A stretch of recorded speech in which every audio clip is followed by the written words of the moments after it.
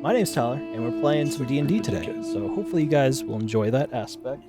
You are muted, Tyler. You're probably talking to your stream. Yeah, sorry, I just didn't want to No, bother you're good. you I guys. was realizing you're doing what I do. So.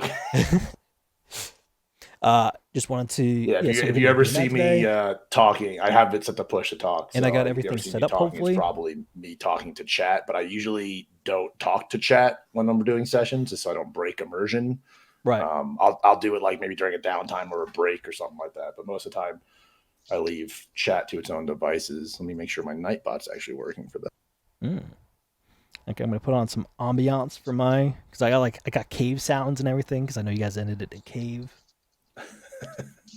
Also as a quick tip too, Roll20 has its own soundtrack, so you might get that. Yeah, I usually will have music going in Roll20.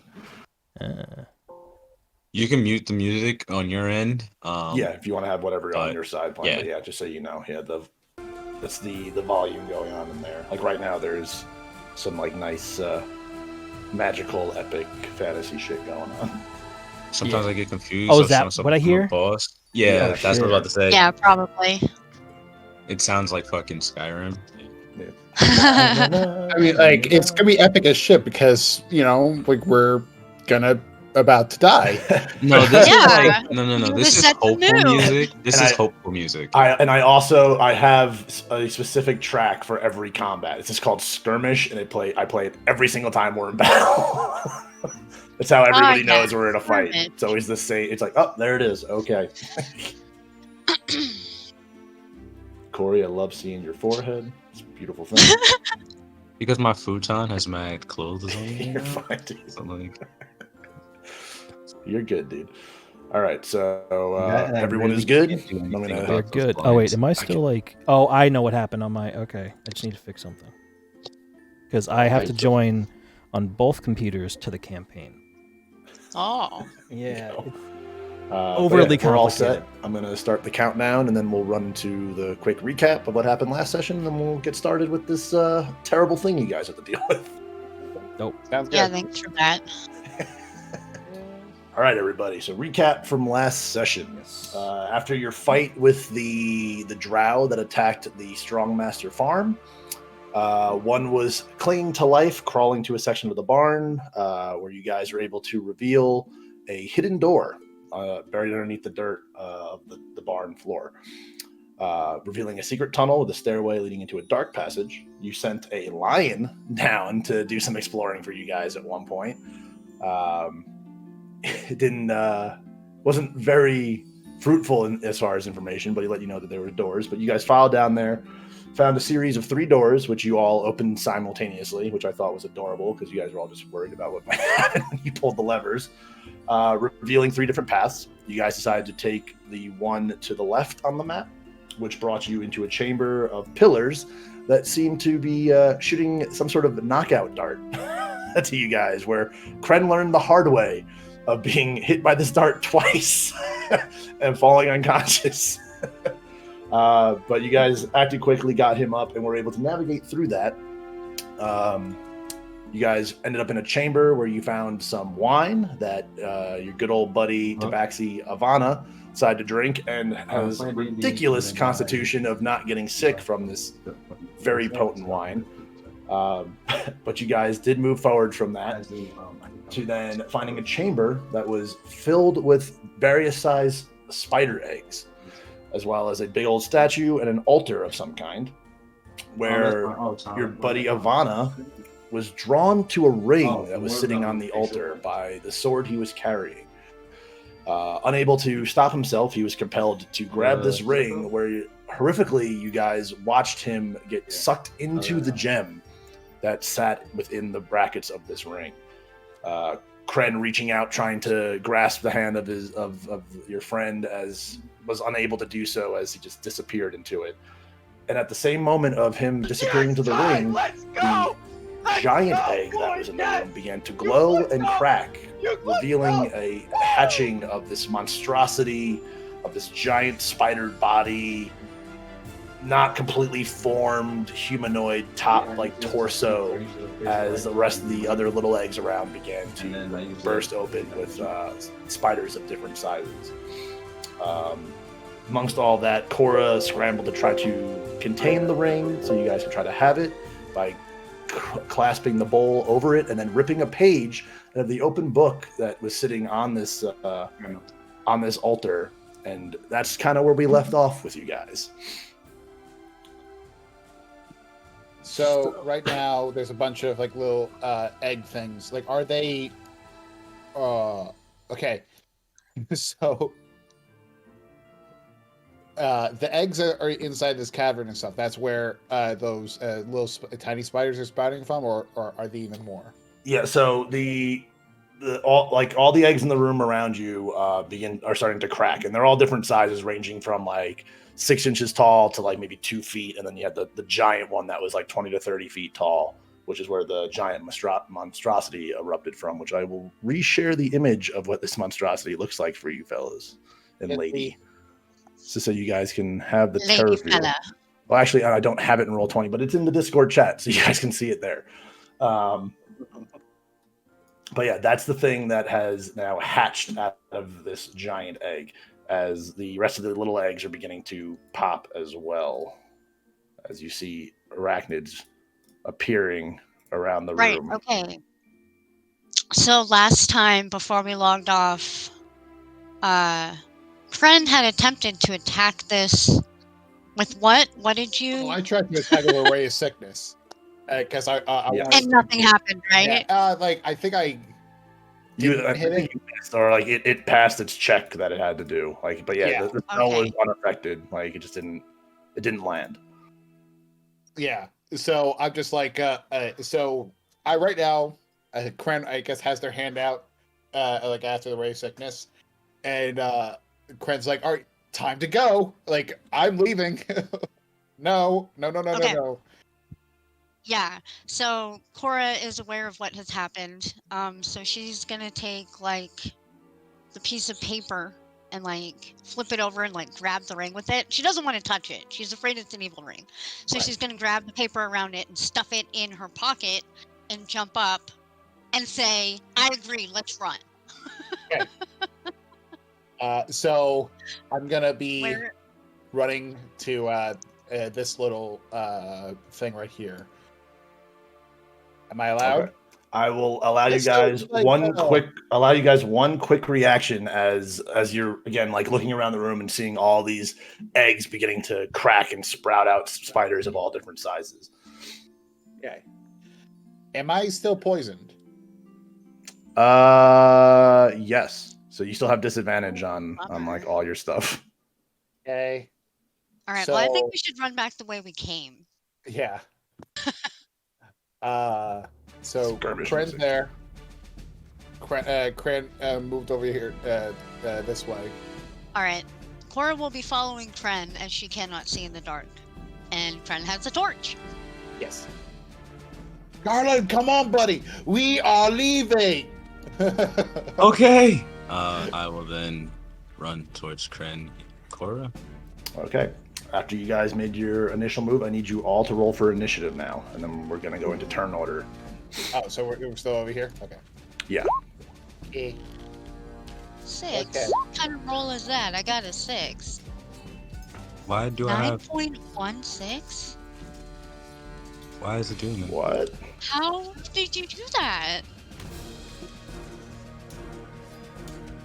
Rolling decimals? What'd you do? I've never seen that before. All right, wait. I don't know why it's still giving me initiative advantage on my initiative rolls, but since technically I rolled with disadvantage at the same time, I rolled a nat 1. Okay. That's right. Well, your initiative, I just love that your initiative is a -1. Like, it's just so funny. Like, yeah. So, wait, actually, yeah, it's 0. Cren, why you keep why does it roll decimals for you? What is going on there? Why it's I'm rolling. so confused. I've never seen that. Never before. seen that. All right, let's Google it. I'll Google it. Listen, I know D&D is about numbers and stuff, but like, there's a limit, you know. Once you get that point in there, like, bruh. It might have something to do with the macro you're running. Let's see.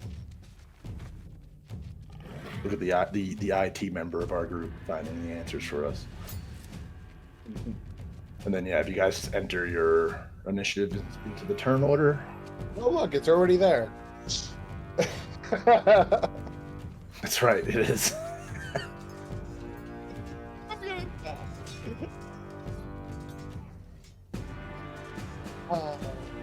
Boy.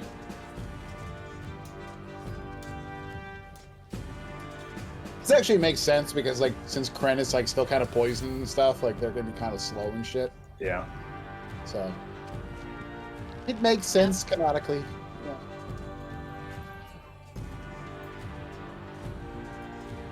I already have like a character brewing up in my head just in case of Cren dies. I know.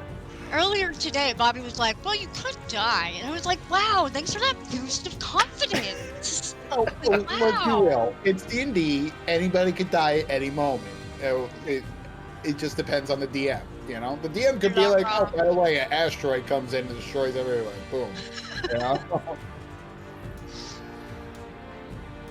Oh no, how many spiders right. are there? A lot. So There's a yeah, lot. all the little spiders are just going to move on under one initiative, just because it's just easier that way. Thank you. I appreciate that. So I can't see anyone else's token. Is that how it's supposed to be? I mean, you're all cluttered up. You should refresh your page.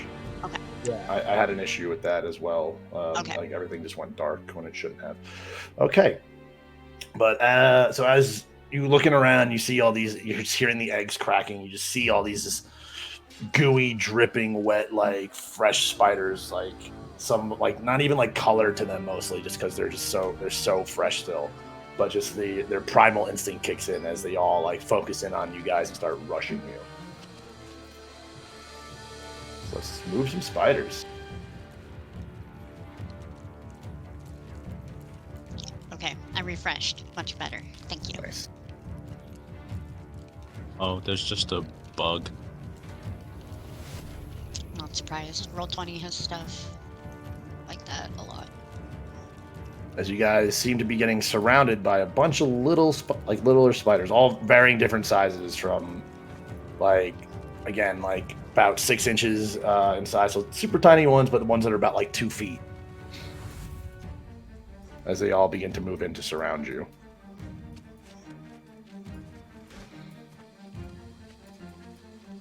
Let's see, some of them.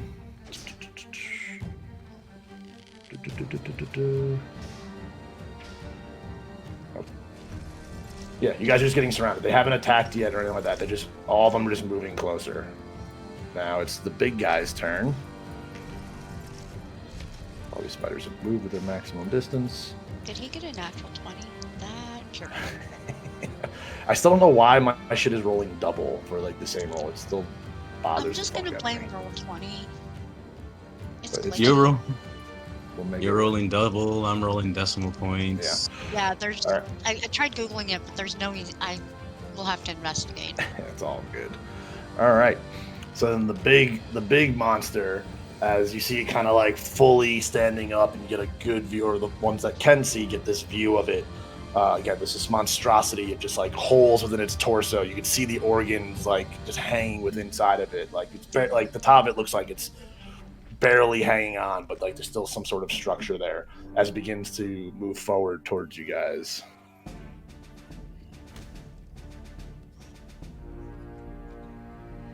And it's going to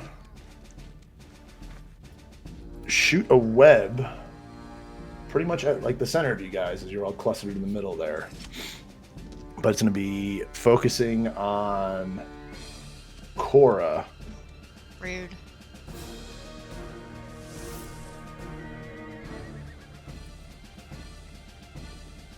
It's an 8 to hit.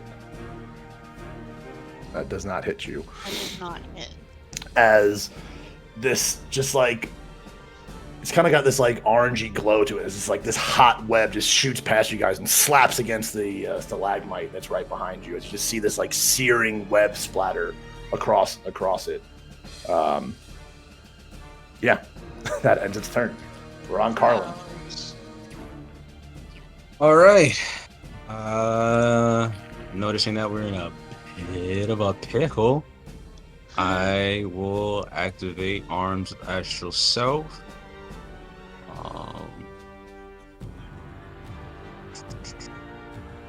Any creature. Actually, let me make sure that doesn't hit you guys. I keep doing it. Creatures of my choice. Okay. So I will move. I'll spend some of my movement to go here. Spend 1 key point for Arms of Astral Self, and then any creature in 10 feet in front of me will take damage. Gotcha. Gotta take it off snapping. You have to make a dexterity save of 12. And they take 5 points of force damage. So dexterity of 12. Okay.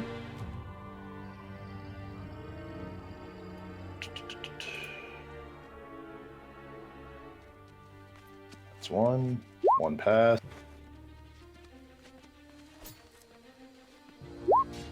Another pass. That's a fail. That's a pass. And that's a natural 20. So you one of them takes damage. How much damage was it? 5 points of damage. All Force right. damage. Okay. Actually, I just rolled the wrong thing. That's the mutated drider, not the large spiders. So all those rolls -1. Okay. Okay. So Yeah, I'm just re-looking at the roll up. Give me a sec. So still. The 13s become a 12. Yep. Okay. As your Arms of Astral Self project out of your body and swing out, you hit 2 of them as they just squish, just like nothing, just explode into just this gooey, fucking, just clear, gross, fucking splatter. All right. So that. Oh wait, was that a? Can we do bonus actions first, right? If we want to. Sorry. The turn economy. Okay. You can go in any order. All right. So that was a bonus action to activate the Arms of Astral Stealth. I will now spend my action to do.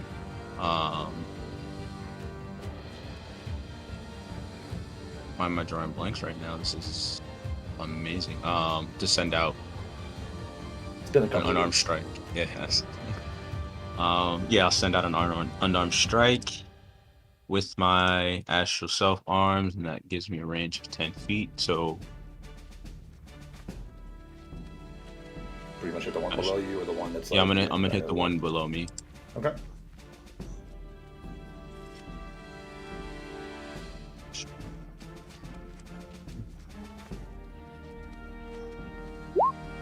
$27 to hit. Oh, that for sure hits.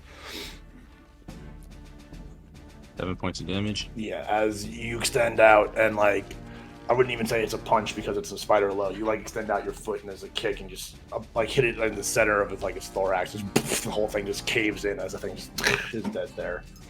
These spiders seem to be pretty squishy as you're just laying into them. So then I turned back to Cora and Cren and said, "We have to fight our way out of here. We can fight. However, we can move forward." Okay. We talk out of turn, or that's essentially just his he says that now it's Cora's turn. Gotcha. Remember, you guys are blessed from when you entered the room initially, so any of your rolls they get a plus. It's 1d4, right? For your blessed. Correct. I'm gonna run to get my clothes, but obviously proceed. You're good. So yeah, Cora, what do? You just watch Carlen squish 3 spiders. Can't hear you. Well, I want to run out of here, but I can only run as far as I can see. So, let's see something here. When I ask for my torch, you're more than welcome to. That's not a bad idea, yeah. I would say if you want to take the torch from it, it will be a bonus action to take the torch. Okay, good to know. Well, what she's gonna do first is she's gonna attack this. What are we calling this guy? This disgusting huge spider guy. What you just said. The thing. I technically classified it as a mutated drider, but it's to you guys, it's just this giant spider monstrosity. All right. Well, while we're all here, she is going to attack it with her crossbow. Okay. Revolving crossbow. The revolving crossbow. Yeah. That hits for 4 damage. 4 damage. As your first bolt fires out, and it's able to find an intact part of the tissue of this thing. You see it. Oh, you actually don't see it. You just hear the sound. You fire into the darkness. As this creature lets out this horrific just groan. And then she's going to attack it again with the revolving crossbow. 16, does that hit? That does not hit. Okay. And then can I move still? You can. Yes. Okay. She's gonna ask Cren for the torch and say we should go back the way we came. Absolutely, take it. Perfect. I'll hold them off. You guys go. If my walking speed is 25, what if I want to run? I mean, that's your speed. Okay. But okay, I did. Okay, if you guys don't remember, I had that one little running move. If you want to expel all of your turn economy things, you can run like 5 times your speed. 5, 10, 15. But like you literally can't do anything else. Like you get no bonus action, no attack of opportunity, no action. Like you just a flat out straight running like sprint. Okay. But so for you right now, it would just be in your normal movement speed. So do you take the I think torch I'm from reading Cren the too? squares right. 5, 10, 15, 20, 25 would be right here. Okay. Okay. You So that's as far as I can go. And you took the torch from Cren as your bonus action? Okay. Yeah. Everyone has control of that torch, so you should move that torch with you. Okay. Put the torch right on your face. Yeah. Torch base. Yeah. All right. And that would end Cora's turn. So we're on Cren. All right. Cren looking down at herself, just realizing like, all right, I'm not. I think I could do this, but I'm not sure. Gonna cast the Shield of Faith on myself. Okay. That's my bonus action. And basically +2 to my AC. Gotcha. For the duration. So cast that. Is that a concentration spell? This is. It is. Is it? Concentration up to 10 minutes. Gotcha. Okay. Okay. So it is a concentration spell. Cool. So you're at then 18 now. Yes, that is correct. Gotcha. They are going to. Let's see. Give you a little shield. Go to over here. So it would be like they would be going down this way first, and then going that way. Okay. I was about to ask. Like, what was your path? Avoiding attacks of opportunity, you know. Always gotta ask. Am I able to see over these eggs, or? Yes, they're like the highest of those is like 2 feet. Gotcha. Okay, so I can still see. Well, most of them pretty much all of them are broken. So yeah, you can clearly see like over. The only things you can't see over are like the stalagmites, which you can see that you have no line of sight for them. So I can't see. Like, okay, cool. Yeah. So then now I'm just like, come on, guys! Like we need to get out. I'll hold them off, and I fire off a. Let me see what I'm doing. I'm gonna go with a 3rd level raise sickness, my last 3rd level spell, at the main person. Gotcha. Go for it. Yeah. Okay. Do I have a disadvantage with this?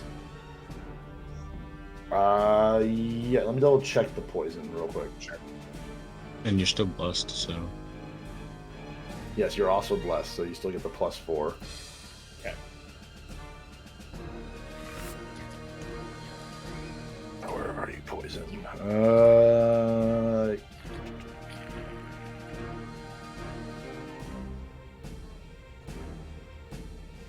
So yeah, How about conditions. super advantage and super disadvantage? So yeah, poisoned. You trying have to- disadvantage on attack rolls and ability checks. So yeah. Okay, so disadvantage. Ooh. Okay, so 6. My 2 plus my 6. That's 8 plus 4, right? Well, Yeah, one from d4. So you roll a d4 and add that to it. 1d4, 2. I don't think that's gonna matter, is it? 10's not gonna hit. No. Okay. I probably could have So- just told you not to even roll the d4 because even at the max you wouldn't hit it. So my last ditch effort, everybody could tell, like, all right, I'm not doing that well, but I'm just gonna be staying off with my shit. Yeah, as you kind of like trying to line up the shot, like the group can kind of see you like kind of like off balance, like kind of not fully able to focus as you take the shot and it just hits the stalagmite that's next to the giant mutated creature. Absolutely. But I still got an 18 AC with it. So yeah, that's my turn. Okay. And I'm just trying to tell my party, like, come on, let's go, come on. Okay. That's my turn. All right, back to the top. Little spiders start swarming Cora. Some start swarming Carlen.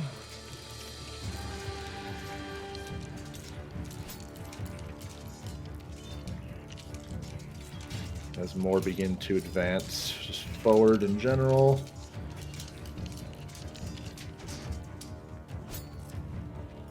Oh, I'm missing these guys back here. Totally forgot about those little guys.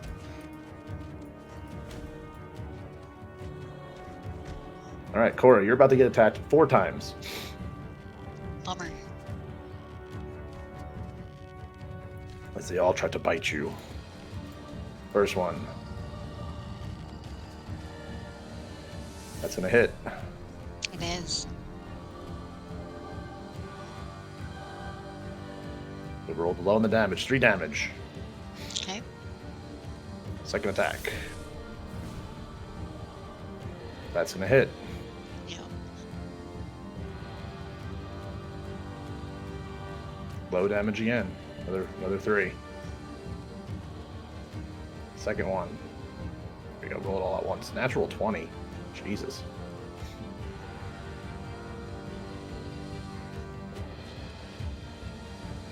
Wow. Whoa. So I need you to make a Constitution saving throw. Come on, girl, you can do it. Come on.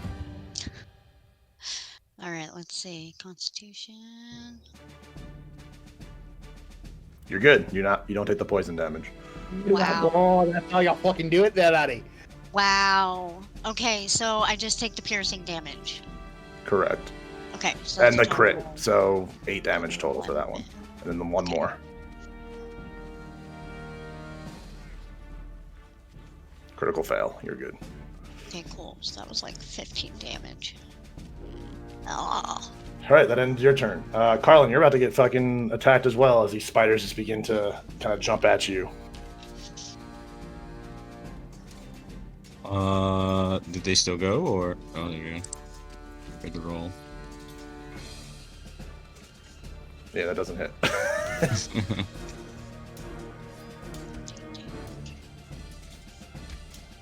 Doesn't hit. Doesn't hit. What is your AC? It's, what is it, 14? Okay, Yeah. that's what I thought. That's definitely going to hit. Give me a Constitution saving throw. So you take 3 damage, piercing.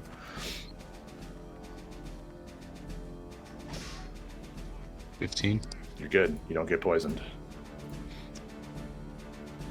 Spiders are never good. Another news. Constitution saving throw for me, as you take another 6 piercing. 19. You're good. And last bite attack. Oh, it was like right on the 16, and it was like, nope, it's a 3. Like, so it doesn't hit you, so you're good. As he, like, all these, you just like kind of like swatting them off, like just trying to like keep these things at bay. That ends their turn. On the big fucker.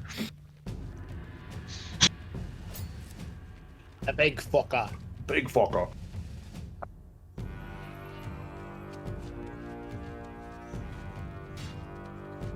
As it moves up, it actually squishes because it's just moving indiscriminately. As you see its big spiky legs, it's stabbing into the smaller spiders underneath it. As it rears up its like front 4 legs and launches its leg attack at you.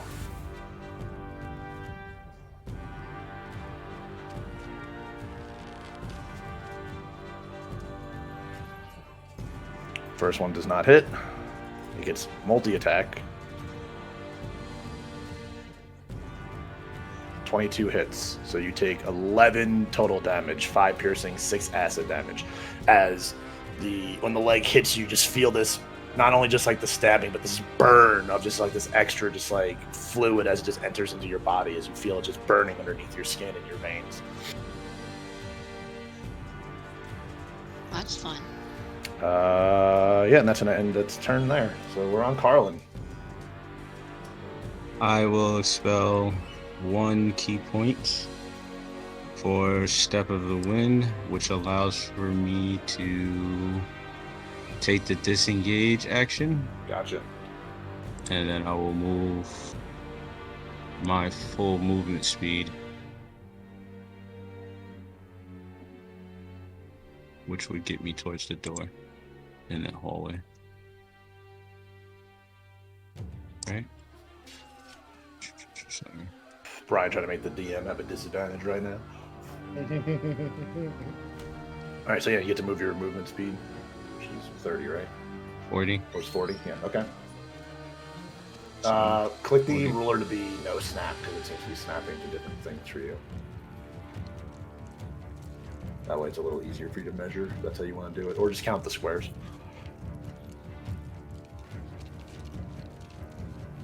Yeah, so Yeah, so you can get into the about hallway. 15 feet in front of Cren. Okay, yeah, go for it. And then that will. Well, that was just my. That was an action, right? Bonus action. Is it a bonus action or an action for you? Step of the Wind is a bonus action. All right, cool. So that's your bonus action, and then it's combined with your movement. So you still have an action. My action will be to heal myself, so I'll use Cure Wounds. Gotcha. Roll for it.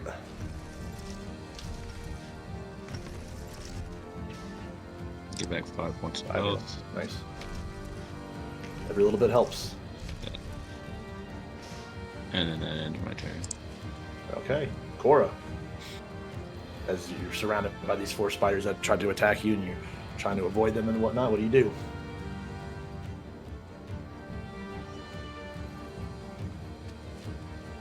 Is disengage an action? Yes, but it will prevent opportunities of attack, so you can move freely. Right. Alright, well, I'm gonna disengage and run away. Okay. Because fuck these spiders. I am over the spiders. I literally called this encounter "Ew, spiders." Yeah. That's hilarious. And I have the torch, so I'm gonna run over here. Torch. Me. Here. You could Delightful. you can click drag and it should select both of them at the same time if need be. Ah, thank you. And I guess that's my whole turn. What's your passive perception, Cora?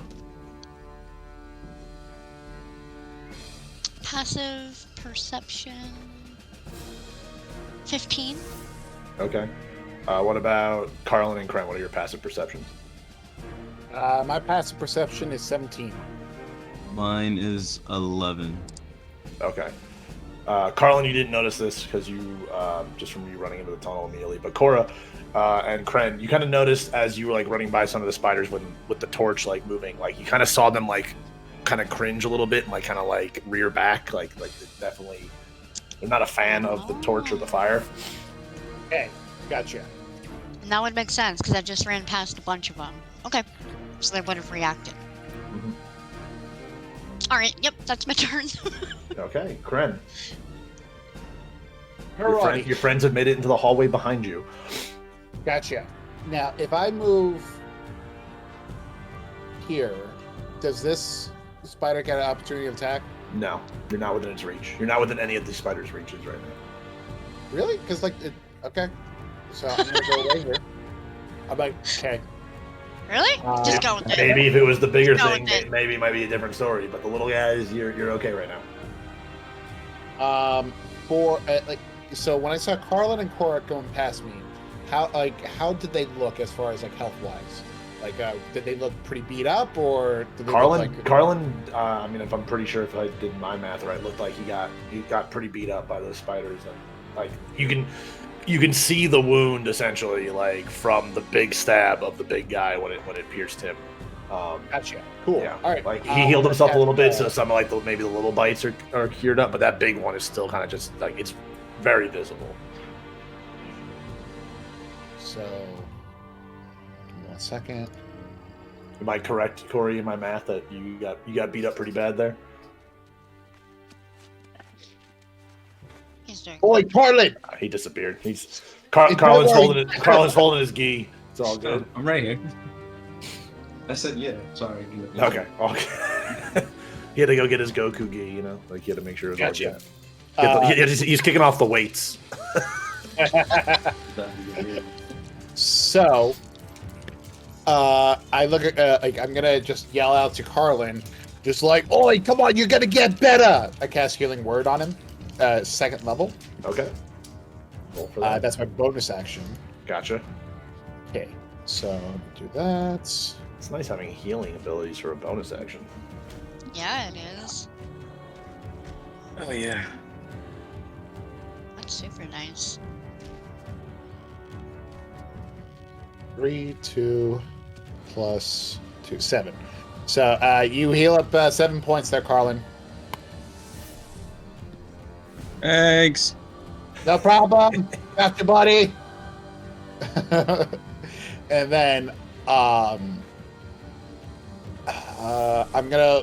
So did I notice that the big guy got dealt any damage whatsoever? You can see the bolt from Cora's crossbow sitting in it.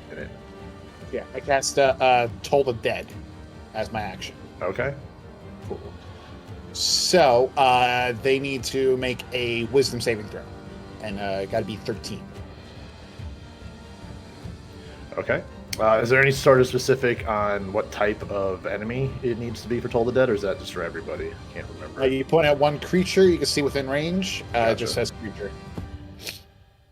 Okay. What's the roll? 13. Wisdom saving throw. Gotcha.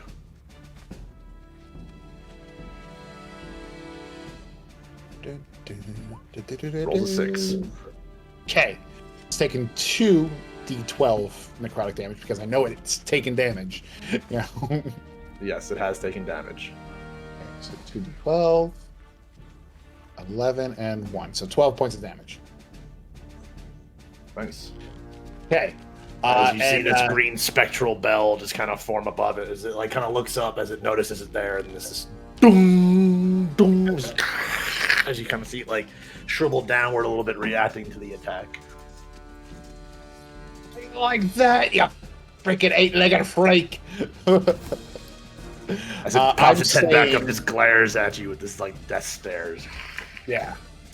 And I'm staying at the mouth of this hallway, making sure that my friends could gain a little bit of distance, and I could take some of these fuckers down before. Okay. Okay. Cren, do you have dark vision? Do I have dark vision? No, I'll have paddock vision, as in I'll just run and I don't care. Okay, I truly couldn't remember. Thanks for reminding me. I somehow rarely pick races that have dark vision, just because I just out of dumbness. I don't even think about it. But I'm like, oh wait, there's a lot of Me too. Me too. My most recent creatures or my most recent characters, I'm always like, what was I? Oh, I wasn't thinking. That's why. Cren, give me 4 opportunity of attacks. as you kind of look, as still the light from the torch, you can see that some of the smaller spiders are trying to run past your feet into the hallway towards your friends. As you're going to take quick swipes at these things with your mace. So I take or I attack them, or they attack me. No, you attack them. You're getting opportunity to attack as these things run past you. So you get four of them are running past you. Gotcha. I'm swinging at them with my longsword. I'm just gonna roll. Yeah, whichever weapon you want to use. Yeah. Okay. So it's just a flat D20. You don't add any modifiers or anything to it because that's a feat that you actually have to get to do that. Gotcha. All right. So 19 for the first one. That hits. Don't even roll damage. As you swing at this thing, your sword just cuts through it as like the guts and blood just splatter against the wall. The second one gets past you as it scurries past your feet. Third one's 5. That one scurries past you as well. And fourth one is 8. Since it's a flat D20. Yeah, that one gets past you as well. Okay. She's like, heads up, guys! You got 3 of them incoming! Small little fuckers! The rest are just going to start kind of swarming the door at Cren. Yep.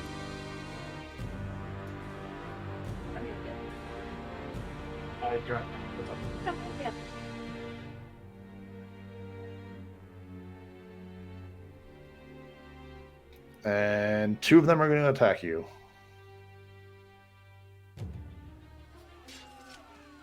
Attack Cren or attack me and Cora? Attack. Well, 2 are going to attack Cren. Okay. Finishing up his little thing. So 11 does not hit. Gotcha. Gotta beat an 18, fuckers! Come at me! And a 5 does not hit. So damn right. These 2 just jump at you and kind of just like swatting them away and keeping them down. Carlen, you're getting attacked by 2 as like you kind of like you hear Cren shout back and you look back and you see these spiders just jumping at you as the first one lunges and misses. Second one 15, that hits. Constitution saving throw for me. So you take 3 piercing off the bat. Nice. And you stay off that poison. Cora, you also in that shout from Cren, you see one spider, probably it's about a foot long, is lunging at you. So for you, it's quite a big spider. I mean, I'm only 4 feet.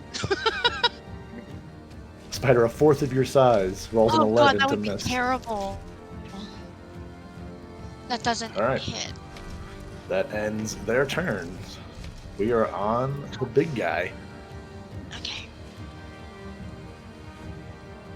As it lets out this horrible shriek as it's seeing you guys kind of like running into the hallway, trying to get you guys to not get out of the way. It fires its burning web again at Cren, sorry. So range attack.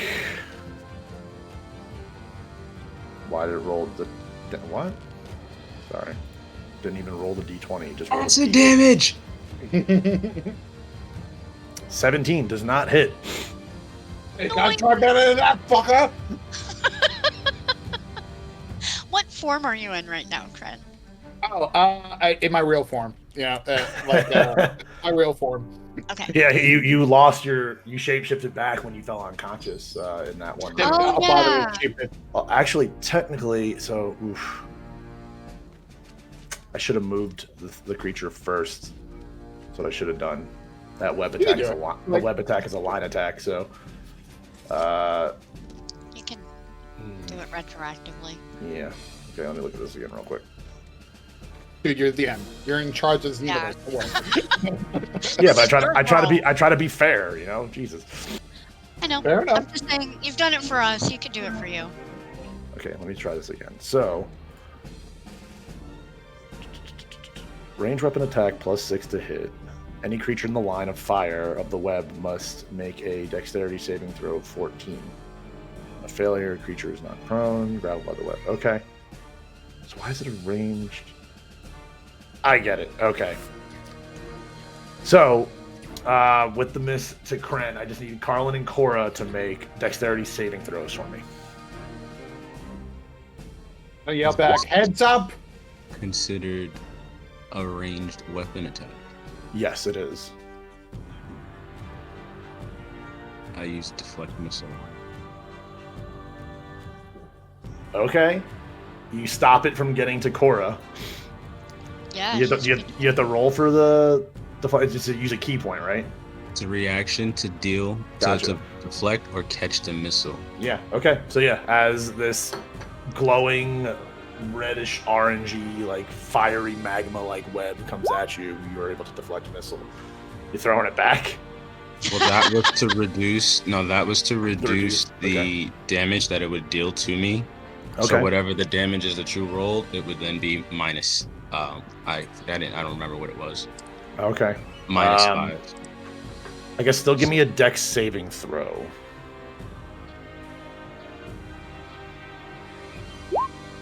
14. Yeah, I mean you save that, so you're gonna take no damage.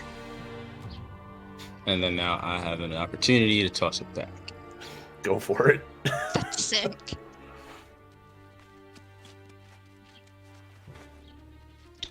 Don't hit Cren. As Cora, like, you turned around seeing Cren shout back as the web was coming past him. You see it as you watch Carlen literally like scoop it out of the air and kind of do like a little like 360 turn as he's now throwing it back at the giant monster. It's fucking awesome.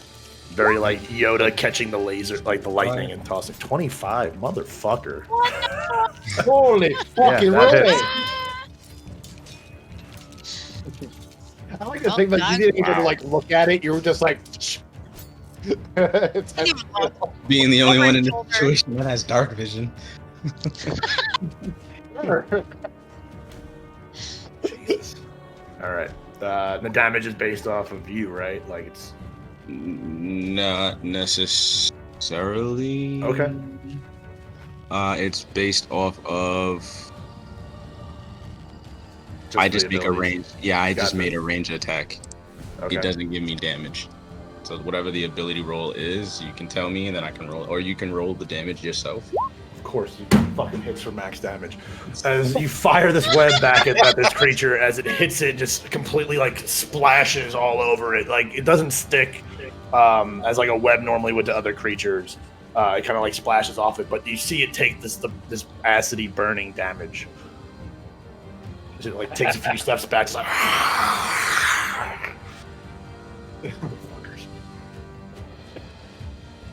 Nice. It's like, it doesn't seem a lot, but you gotta roll the fucking max on the die. Alright, Carlen, you're up after you pulling some crazy ass ninja shit.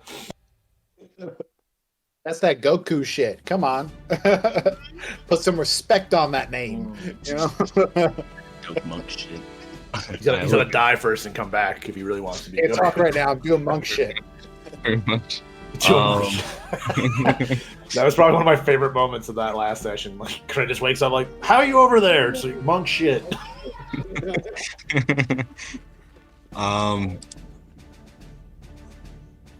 Okay. So with that being said, I have my astral arms out still. I look back and say, "We are running, right?" Yeah. I'm trying to hold them off a little bit so you guys can run a bit more. Okay. I'm gonna punch the 2 spiders in front of me. Okay. That's the arms. Yeah. Unarmed strikes.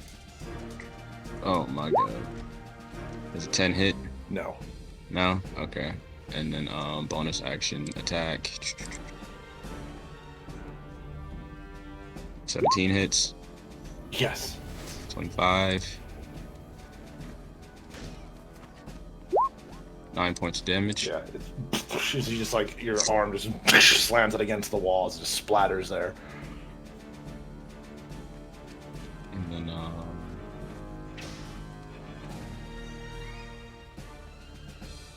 I will take that opportunity to dash backwards. Okay. The arms of natural self are a bonus. Unarmed strike 1 itself is an action, and then I have bonus attack actions. Okay. And I just want to make sure because you say dash, because dash is an actual action term in the game. Oh, sorry. So. Oh, yeah. So no, I would just... You just want to move? Move. Yeah. Okay.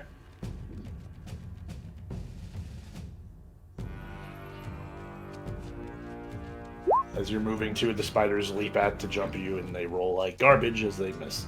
They jump, and as you move, they kind of like head smash each other as they fall to the ground.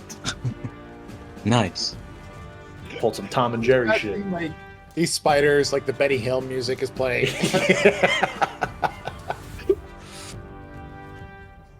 Just pin-up girls running around everywhere, you know. Exactly.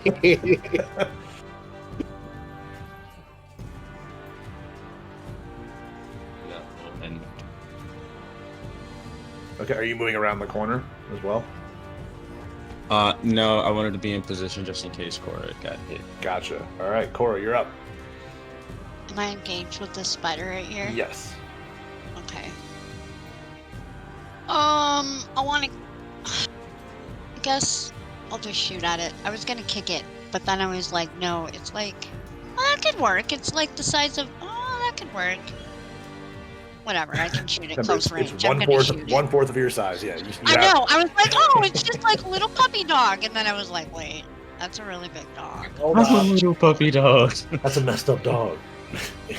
In the words of Avon Barksdale and Ant-Man. Oh, yeah, Avon Barksdale and our Ant-Man. He moved on from the streets of Baltimore and became a San Francisco cop. Chasing down Alright, we're Ant-Man. first gonna attack this large spider, large to her, with a revolving crossbow. As you just pull like some John Wick shit, you just pull that out, just right in the center of its like collection of eyes. She's bolted to the ground. Fuck yeah! And then I'm gonna keep running away, because running is good. Go for it. I really enjoy seeing Cora as just like an elderly halfling John Wick. Dude, I know, right? Like, I'm picturing it in my head. She's badass. It's like that barn fight like 2 sessions ago when like you ran to that barn, took out 2 of those dudes. It's like, what the fuck?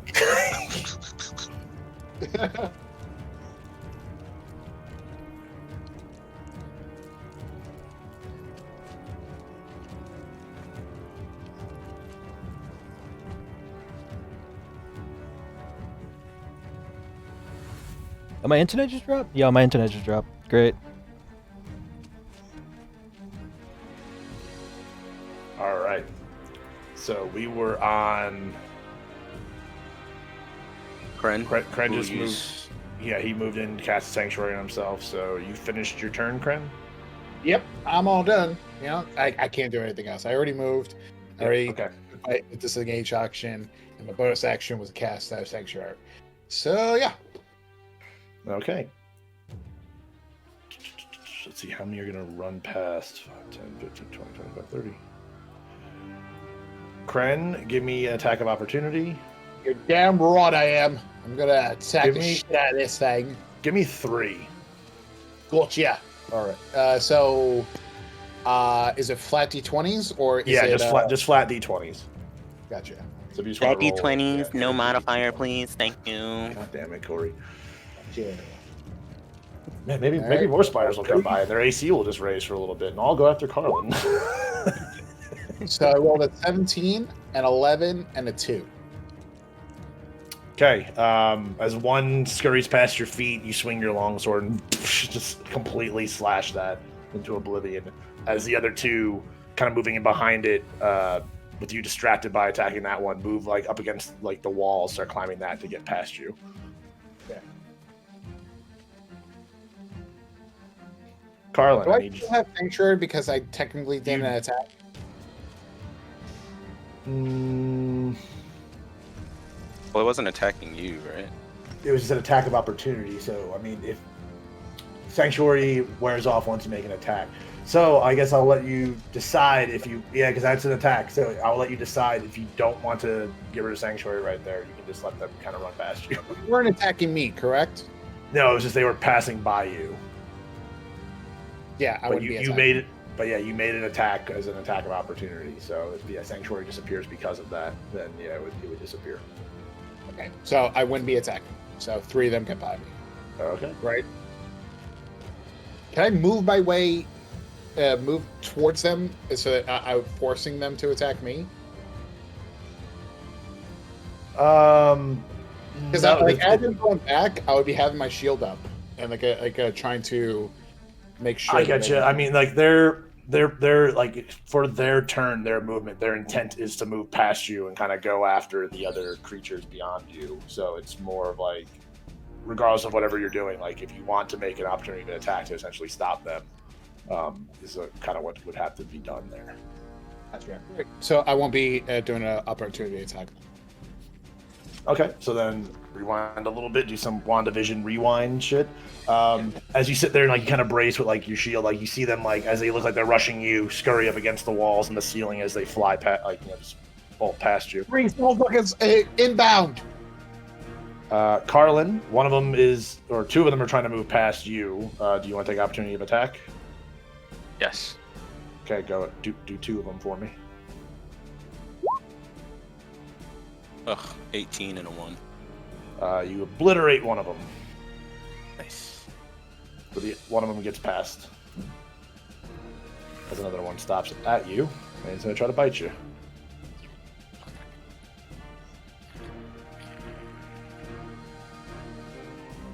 Natural 20.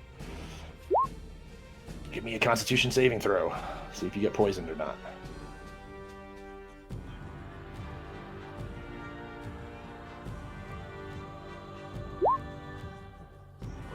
You're good. So you only take 5 plus 4, 9 points of damage. All piercing. Ouch. How you looking over there? I have, what did we say? 14 stabs? Okay. So, Tyler, for one hit point is like one stab. So like, if somebody says like I could be stabbed like 15 more times, like it means that they have 15 hit points. That's what we determined. Cren, you're gonna get attacked 3 times, and I'm just gonna. I'm trying to like figure out how I can expedite this quickly. So I'm just gonna roll 3 d20s, and then we need to add +4 to all of them to see if those hit. So 18, 18, 10. Wait, but the All at disadvantage. So, if somebody is right. Wisdom. Okay, so what do they have to beat for that? 14. Their wisdom is 0 modifier, so I'm just gonna roll 3. Well, okay, so we'll just have that. That will be it then, because that's 3 flat d20s. So 14, 14, 6. All right. And it was a 14. So if they roll a 14, they pass. Yeah. Okay. So 2 of them pass, so 2 of them can attack. But the one that had a 6, they would be attacking somebody else. Gotcha. Which there's no one else. They can't move any further, and they can't attack him, so they're just kind of sitting there like, what do I do? Would they be attacking each other? Let's read the spell. It's still up there in the chat, right? So until the spell ends, any creature who targets a warded creature with an attack or harmful spell must first make a wisdom saving throw. On a fail, the creature must choose a new target or lose the attack or spell. This doesn't protect the warded creature from... So, like, it's either they have to choose one or they just don't attack at all. You know what? Roll a D100 for me. I'll let you determine the percentage. If it's going to attack one of its fellow spiders. Nice.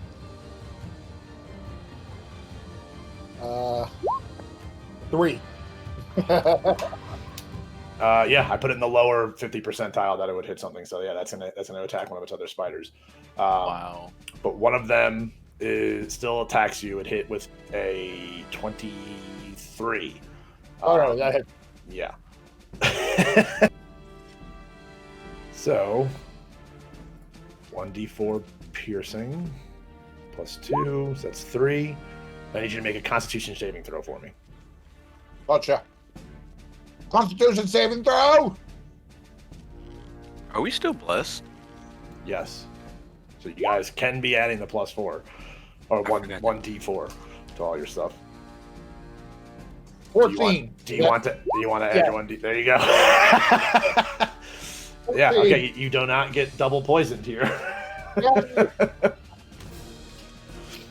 And then that other one that has to attack something else is going to attack the other one that tried to attack you. He's off plan. Yeah, and it kills its spider mate. How much damage I take from the piercing, though? You took 3 points of damage from that piercing. Oh.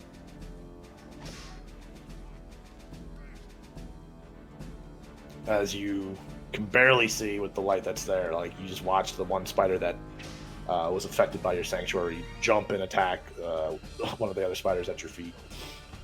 Okay, that's going to end the spider's turns. We're on the big thing.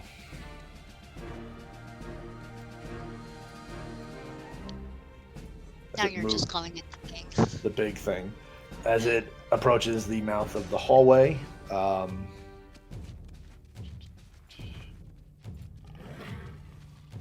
not far enough for its legs to reach.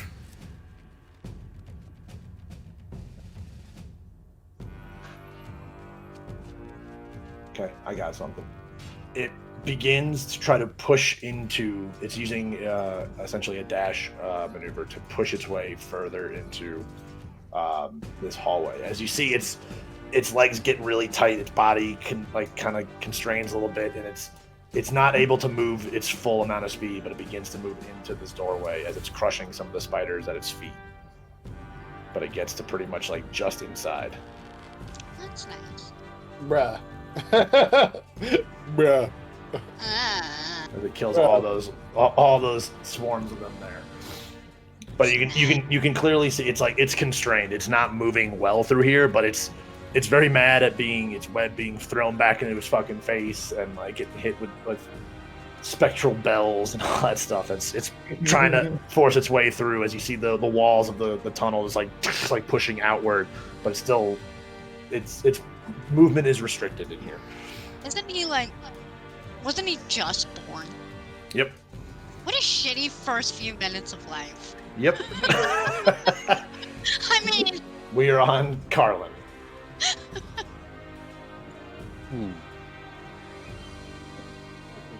Carlen, how many stabbings do you have left? I just said 14. 14. Okay, making sure. I am making sure.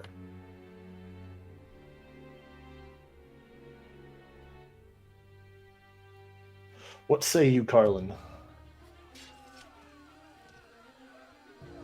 I will cast Sanctuary on myself. Ah.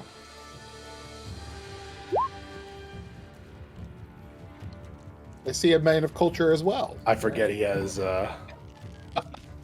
Sanctuary. some of those cleric spells. Some of those cleric spells. I have the whole cleric spell list. Plus sorcerer. Tomato. And then with that being said, I am going to dash forward. You gonna use the dash action or? Excuse me, I'm gonna move my movement speed Gotcha. to racing for opportunity attacks. I'm gonna go past Cora.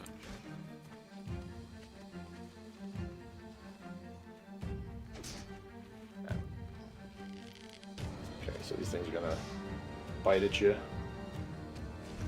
as you run past. I'll do that just to 17, so one of them gets you. Yep. How would that work with Sanctuary though? Is it just a Gotcha. You're right. Okay. So one fail, one pass, then still keep those rolls. So one gets to attack you, the other one does not. And he rolls an 18 hits? Yeah. definitely hits. Take 1d4 plus 2, 6 total. Constitution saving throw for me, please.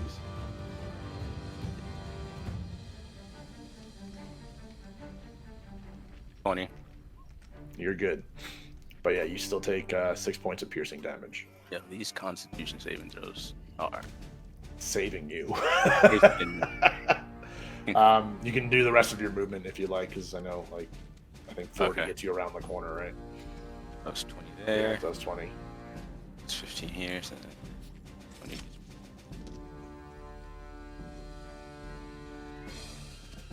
Perfect. Okay. That ends your turn. Yes, that does. Right. Cora.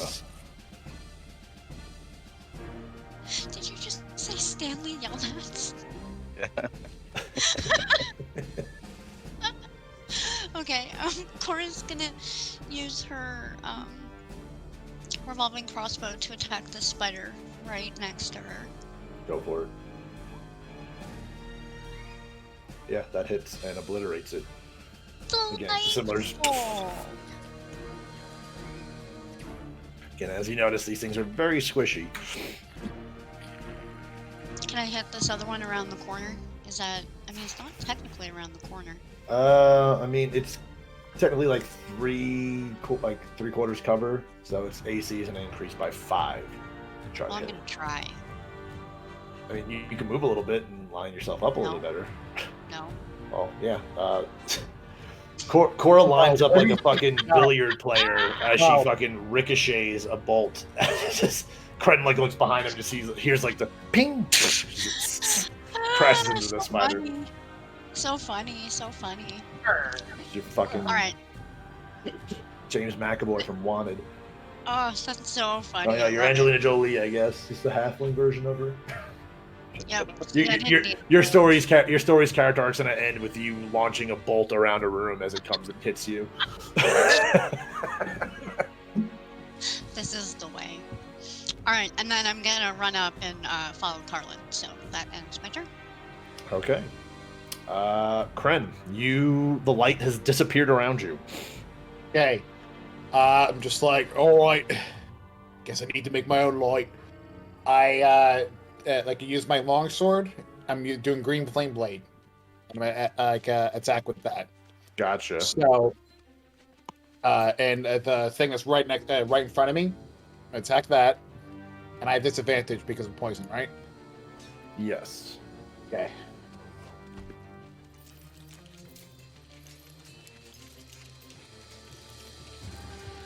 As the light gives you some dim lighting. 7, so doesn't hit at all or Does anything. not. Cool. All right. Oh, you're blessed as well, though. Roll that D4. You can roll D4 and add that. Roll that shit. Plus a 1 to that. Nope. I was okay. All right, maybe the squishiness can help. No, okay, cool. How long does the poison last? It lasts for a good amount of time. Okay, He doesn't know. He's making this up as he goes. I'm not. It's right in front of me. Is there anything I can do from the bonus? This poison lasts for 1 hour. Yeah. You're getting close to the tail end of it. You're doing remarkably well for being poisoned. Thank you. He's also Like buffed. He's also just buffed to the fucking gills. Right. So since you attacked, Sanctuary is now gone, correct? Sanctuary is now gone. Can I cast it again as my bonus action? Is it a bonus action spell? Well, you cast it. You cast green flame blade. Is that a cantrip or a leveled spell? It's a cantrip. Okay, and then Sanctuary is A bonus It action. is a first level spell. okay. Yeah, I mean that fits into the rules of that, and yeah, if you can cast it as a bonus action, then you can do it. Oh, no more. I have one more spell slot. I have one more spell. I have 2 spell slots left. 1 first level, 1 second level, and then cantrips. That's all I got. But yeah, Don't sleep on cantrips. But yeah, I still got my cantrips. I'm gonna do my best. My best. All right. But yeah. You gonna try to move, or you gonna stay put? I'm going. Like, if I move, I'm gonna get a top. You just cast. I'm gonna move. I'm gonna move because then they're gonna have opportunity to attack, and if they try to attack, they gotta do the sanctuary stuff. Yep. With it. So I'm gonna move this way. Okay, 2 wisdom saving throws. Yes, sir. 18 and a 2. 1 gets to attack. Let's see if he even hits. He does not. Yay! Very All right. nice. Do you want to complete your movement? You get 30 feet, correct? I do. I think you move 3 more squares there. 5, 10, 15. So I get to about here. Right? Yeah. Yep. Okay. Okay.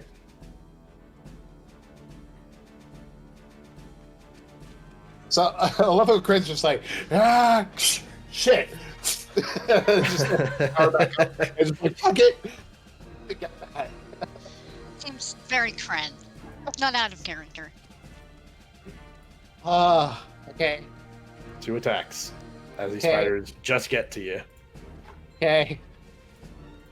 Wait, you got to roll wisdom. You got sanctuary on you, so they got to roll wisdom checks. Wisdom. Yes, that is correct. They fail and they attack each other. I didn't know that was a possibility. The first but one, the first one kills I found that out one. in that orc goblin cave, because with sanctuary and stuff. Yep. Oh. So yeah, one of them. You watch one of them kill the other. Actually, they attack at the same time. So I'm gonna see what happens here. Let's see if it's just for fun. They kind of do the attack at the same time, just lunge at each other, see if they kill each other. They fucking do. As Cren, you watch like these spiders like focus on you, and then all of a sudden turn each other and leap. And as they both leap, just drill their fangs into each other as they collapse, kind of like cuddled in each other's arms, but just dying. Oh, very like Pompeii-esque bodies. You're making this so dramatic. I should. I'm the I GM. love it. Oh, I love it. D&D. It must be dramatic. No, it's wonderful. I love it. Ah. I never Cren, thought I you- would care for the spiders. Cren, you can't hear it, but you just hear. So I guess you just hear the dirt and the rock just being moved as this giant thing seems to, well, you can only guess to be moving in the tunnel. But that's it. It doesn't get very far. Carlen. So as a reminder for you guys, again, as I said, like you can expel all of your turn economy to just sprint in a straight line for 5 times your movement speed. Since you 5 guys times aren't- your movement speed. Yes, huh? it's considered just a straight sprint.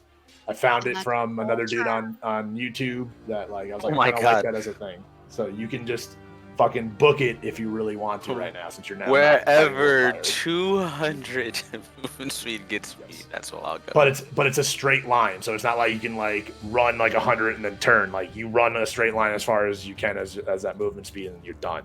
Oh, you can't turn? No, it's just a straight sprint. Oh. That's still useful. 'cause It I makes can sense. It definitely makes sense. But yeah, but you lose out opportunity of attack, reaction, no regular action, no bonus action. It's just a straight expel everything that you have to run as fast and as far as you can. Well, if we're gonna run, now's the time to do it. I'm gonna do that then. Run! All right. Well, if you're gonna be doing that, then Cora, what are you doing? I'm gonna So do Carlen the pretty much gets to the end of the hall. Like you hit, like you run full speed, and like stop yourself up against the wall. Not Captain America, so you can't just bounce off it and keep running after fucking Bucky. I mean, if you make me do a dex check, then yeah. Not in the way I run this rule. So yeah, you reach the end of the hall. As Cora, you just see your monk friend just book it fucking past, like just away from you. Yeah, I'm gonna run after him with the torch. Okay, so yeah, you can get 5 times your speed. So yeah, you get up to him. I would hit the end of the hall too. So that's Goku. like Just going boom, down, and then just Yeah, little itty bitty I can make it. Cora just going. Pretty much like Cora, you slam into the wall in between like Carlin's legs, like, okay. And you look up and you're like, oh, hi. The torch is a little hot underneath him and everything. Holding the torch, like, oh. All right, Cren. Okay, so I'm not gonna use that action yet because, like, Gotcha. I can't. So I'm gonna go over here. Okay. And then, can I? I wonder how this one works. Because toward a creature, just I don't have anything to make like rough terrain or anything. Because I was gonna use Ray of Frost for something, but I'm like, it won't freeze a wall or whatever. But can I use?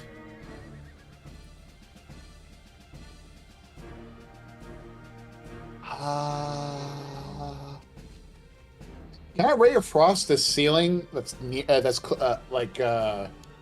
right around here to try and make some dirt or something to fall or whatever?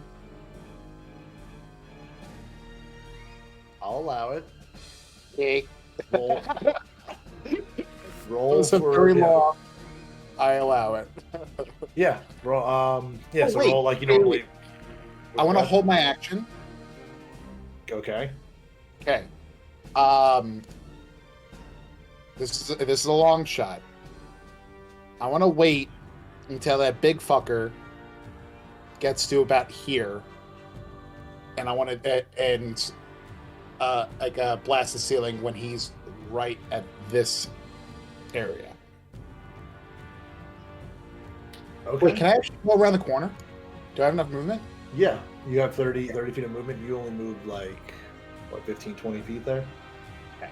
So when he gets to here, I want to blast the ceiling. Okay. So you're going to hold it to see if he shows up. Okay, I got you. Cool. Okay. That's what I'm doing. And I yell back to my crew, just like, rest of the spiders might be dead. There's only this fucker left. I'm going to try something. They can hear you down the hall as they say that. Cora can't see. Oh, Cora actually can slightly see you from the dim glow of that green blade. Carlen can see you. With no idea if they can hear me or not, but like I just scream into it. What?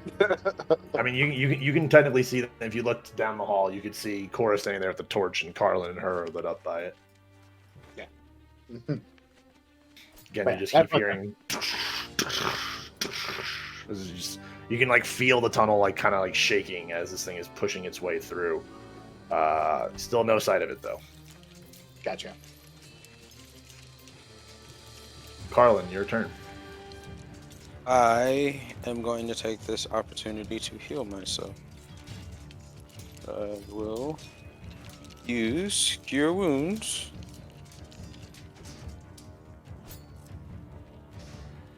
Roll for heals.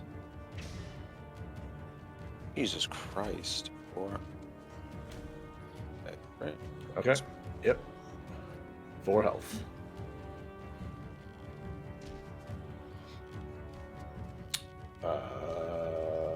That's an action to cure wounds. So I need bonus action or movement.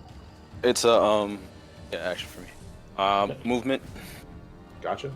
Roll 40, 50.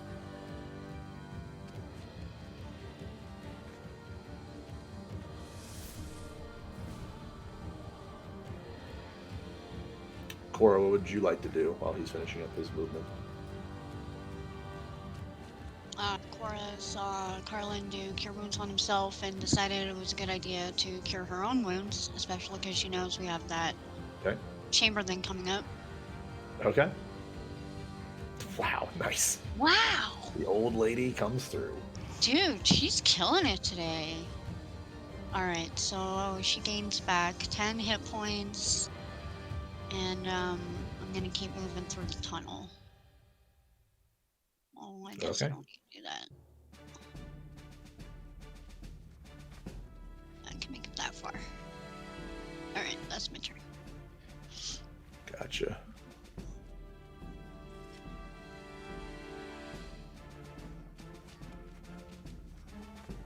Okay. Cren. Okay, so see the light disappear from your friends. You're only still just hearing the big creature moving through the tunnel, but still no sight of him as your holding of Ray of Frost dissipates. I'm going to go. All right, so from here I got 30 feet. Let me see how much. Out here. Going to move here and hold a Ray of Frost action one time. Okay. Still, like, I think I could still, like, just right down the hall and, like, go towards the ceiling. Like that type of deal. And I'm just going to hold. I'm going to wait. Yeah. Okay. Okay. Oh, boy. Okay, as again, you're hearing the loud crashing. Give me a perception check. Gotcha. Yeah, it's going to be a disadvantage, but you can add bless to it. You usually get advantage with it, so should it just be just a normal roll then? Well, it's two factors of making a disadvantage: the poison, and you can't really see what's going on down this hall right now. It's just darkness. So I'm going to keep it at just straight disadvantage. Okay, 6. Okay. Yeah, you can't tell or not if it's there, so you're not able to get your Ray of Frost attack off. But as you're standing there like looking for it, all of a sudden you see this like streak of that same gooey bright material flying down the hallway towards you, as the web comes flying at you. So it's range attack +6. Oh shit, that totally hits. Oh, you have Sanctuary on though, right? No, because of well, no, I probably do. But you never actually casted the Ray of Frost. You never actually attacked. Yeah, I have Sanctuary on. All right, it's a Wisdom, right? Yes. Not 20. Okay. So we'll go with the Burning Web did hit at 25. So it gets to attack. It shot the Burning Web. 25 hits. I need you to give me a Dexterity saving throw. You got to beat a 14. A disadvantage as well. Yes. But you got Bless. Okay. Okay, so I got 13, 11, -1, 10. And we get the D4. Better roll 4. 2, so 12. Yeah. So you, on a fail, you are now knocked prone and grappled by the web. Okay. Am I still able to yell out or anything? Yes, you're not like it's just you're now constrained. Like essentially, like it hits you and it knocks you to the ground, and the web is just sticking you to the ground. Gotcha. I wonder if I should yell out. I'm yelling out, just like, go on without me! Go! Uh-oh. Carlen and Cora, passive perceptions. If I remember, Cora, yours is pretty high. You can hear the yells of Cren. Carlen cannot. Yeah, -15. Yeah. Okay. You're able to hear this, but Carlen does not. To him, if he heard anything, it just sounds like roar. Like it could either be the monster or Cren making the sound.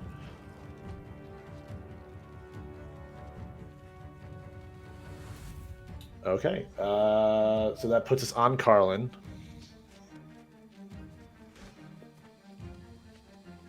I look back at Cora and ask him. I look at her and ask her, what was that? It was Cren. He said, go on without me. Okay, that's all you guys can say to each other. What are you doing, Carlen? I'm going to use Healing Hands on myself, which I don't have to make a roll for at all. It's just +5 heals. Okay. Boo, boo, boo, boo, boo. You just eat your Mario mushroom. I like it. And then I will expel 2 sorcery points to give me back 1 spell slot. Okay. Wow. And that ends my turn. All right, Cora. They're hearing the cries from Cren. What do you do?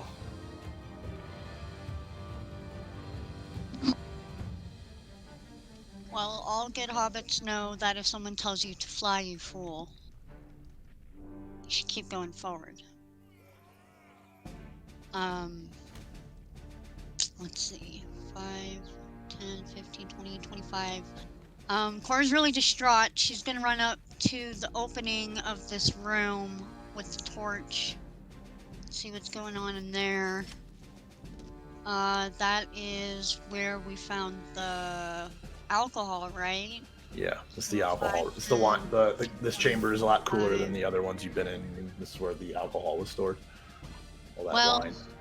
Okay, that's as far as I can go. So that's my turn. Okay. Yeah. Cren, you're starting your turn here, so you're going to take 1d8 of acid damage. Oh, fuck. Cool. How much am I taking?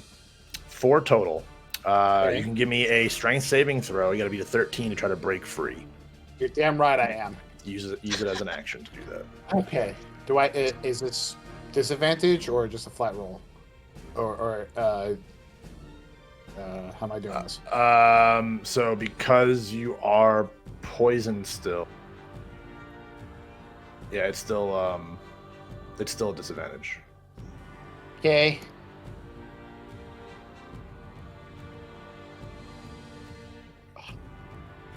They're both 18. Wow.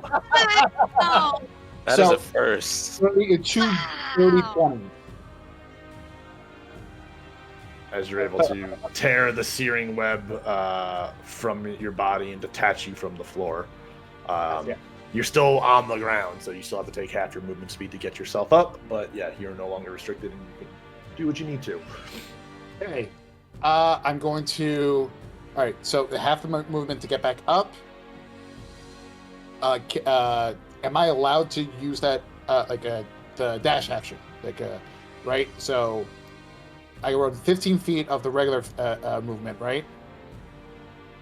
Yeah, so 15 feet to finish off your normal movement, yeah. And then you can take the And dash another 30. action to then move another 30. So... Yeah, pretty much right before the corner. Right. And I guess... Yeah, that's my action. Do I have a bonus action? Bonus action, I could do a healing word if I want to. Do I need? Yeah, I do. Okay. I'm gonna do a second level healing word on myself. Just like, come on, Cren, Gotcha. you can do it. Okay. 2, 3, 5, 7 altogether. So. Okay. Okay. And that's my turn. Gotcha. As you're hearing the massive crushing sounds of the dirt and everything moving through again, getting closer and closer to you, but still Right. no visual on it. We are at the top of the order, or back to the top of the order for you guys. So, Carlen, Cora, Cren. Unless you guys are going to attack or something, I'll let you guys kind of just move, kind of as like together. Essentially, you don't have to wait each turn to. If you guys are just trying to run right now. Yeah, I'm trying to run. I'm trying to catch up with my friends.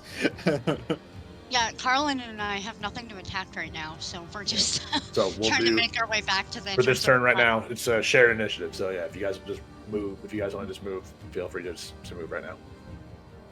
So, Okay. Just as a... Oh, never mind. And we could just move. Hi. We're just gonna move Oh, into the chamber here. Let's run and not... And quit with the heroics. This is the perfect time for heroics. How dare you? Come on, boys, stop wasting time talking. Let's get out of here. So I already moved my 30. Okay, you can dash if you would like to move another 30.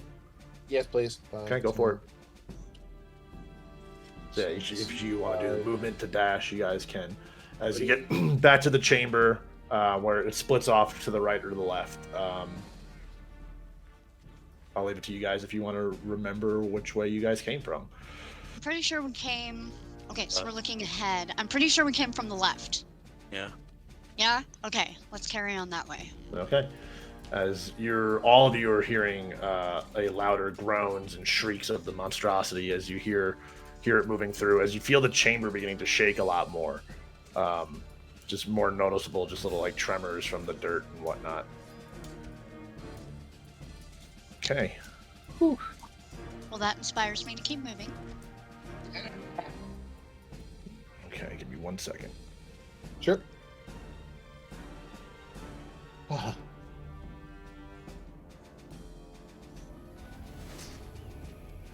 there it is. Okay.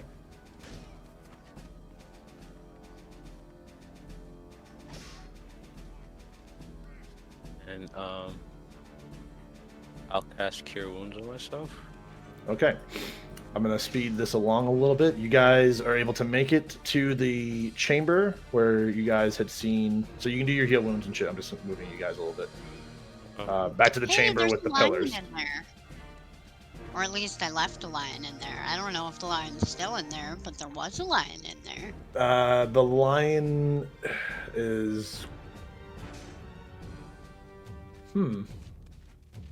It's probably still in there. It could be You wandering are around correct. on its own. But it's not dusk yet, so he's still around. Well, I mean, to your guys' knowledge, it was night when you guys were fighting, and then when you went into this hole... No, did you guys rested and then...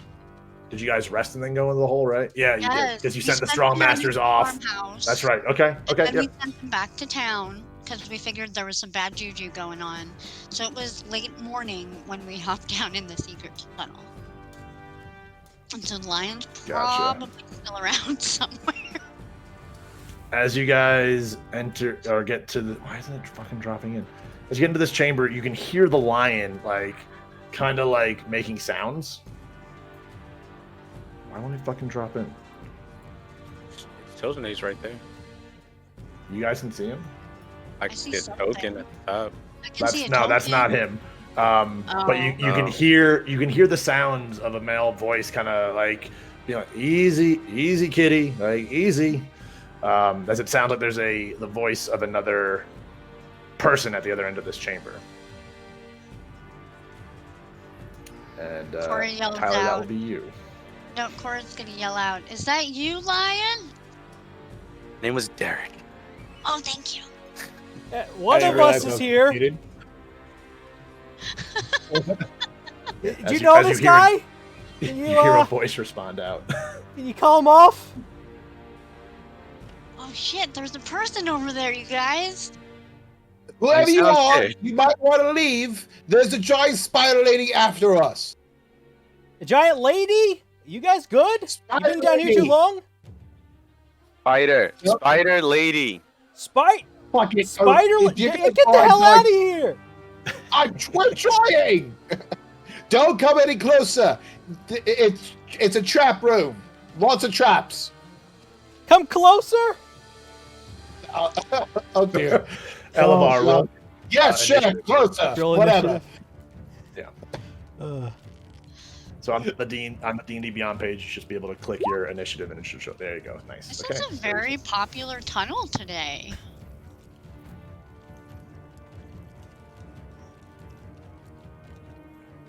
So I got 7, right? Yep, I moved you in the turn order, so you're there. All right, so yeah, you guys are just hearing the crashing of the thing coming through. As it definitely seems like it is a lot closer, getting closer. Like it's almost like down the tunnel you guys just kind of came from. Well, if I remember right, we have to go along the wall on our left to avoid getting poisoned. Let's start heading that way. I was not good at this, so I'm going to be listening to you. Okay. Are we back to taking turns? Are we? Yeah. So we're on Carlen right now. Okay. Can I just beeline it straight to the wall? The other side? On the left side? Yeah. Sure. You're just doing a normal like walk running towards it sort of deal? Yeah. Okay, I need you to... Where'd it go? There it is. So many goddamn windows. I need you to give me a dexterity saving throw. Also, Cren, you feel the poison from the darts from this chamber. You feel like it's dissipated from you. 21. Thank God. Yay. 21, you're good. As a dart flies, you can actually get a good view of it as it flies from the pillar above you. This one here. So it flies directly towards you, and you're able to just move it, sidestep it out of the way as it sticks into the wall behind you. What does that move me again? Sorry. It just means you saw the dart come from that pillar. Yeah. Okay. So wait, DM, did the dart come from that pillar south towards the entrance where our characters are standing, or did it go? It came from this one here that's being highlighted and shot south at Carlen. Okay, thank you. So you can continue your movement, Carlen.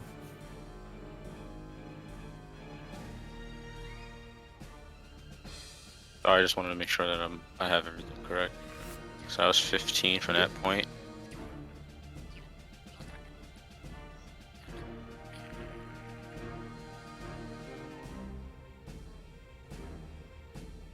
So I don't know why I can't get this fucking lion token to drop down. So I'm just gonna drop a blink dog token. That's gonna represent the lion.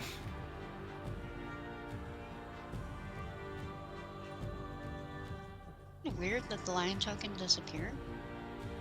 Yeah, well, it's deleted it. I don't know. It's I have it set up from just from the search and Roll20. I don't actually have a regular token made for it. I forgot to do that, but for some reason it's just not dropping the search ones in. So Derek the lion is right there.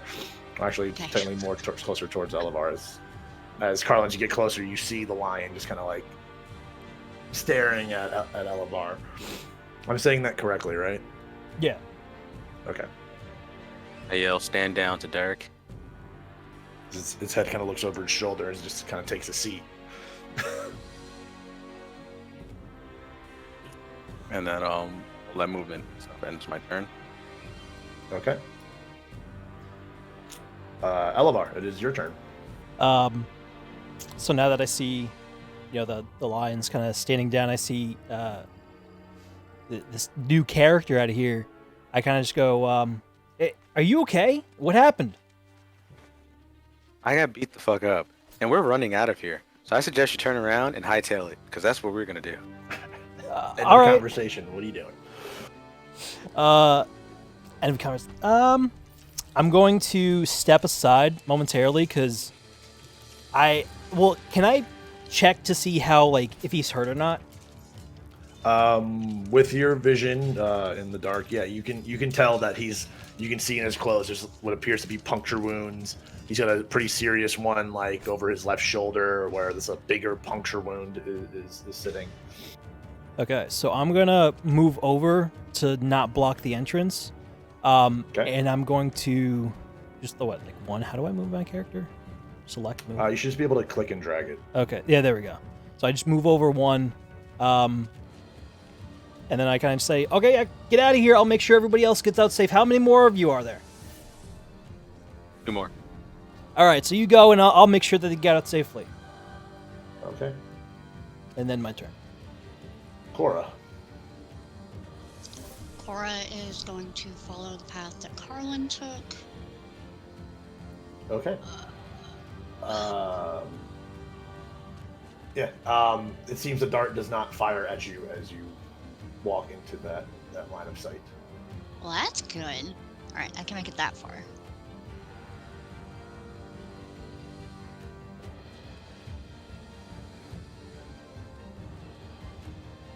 Remember, you can click and drag over both. That's a floating torch. Ah! I'm trying to figure it out. You're good. Remember, you can click and drag to highlight both of them at the same time. Oh, okay. I'll try. All right, yeah, that's my turn. Okay. Cren. All right. So, I'm gonna get my shield up. Gonna put it on my right side, and I'm just gonna dash on the left side and just run and like just run, like try and get like the shield up at my face as much as possible and just. Okay, which side did you say you were going? You going right side or left side of this room? Left side. Okay. So yeah, as you move through, I'll let you get dexterity save with advantage because you took the forethought to put the shield up to help you out here a little bit. Thank you. So yeah, as you move, you hear the sound of the dart firing from that pillar as it comes towards you. Thank you. All right, dexterity saving throw with advantage. I got a -1, but I think I'm still blessed. I might have I could roll a d4 with it. You can, yes. Okay, I got 16. You So I got 7 and a are okay. Yeah. As you're running past and you just like come out, you're like, just, bing, you just hear it hit your shield and fall to the feet below you. So where do I end up? I could Yeah, how fast?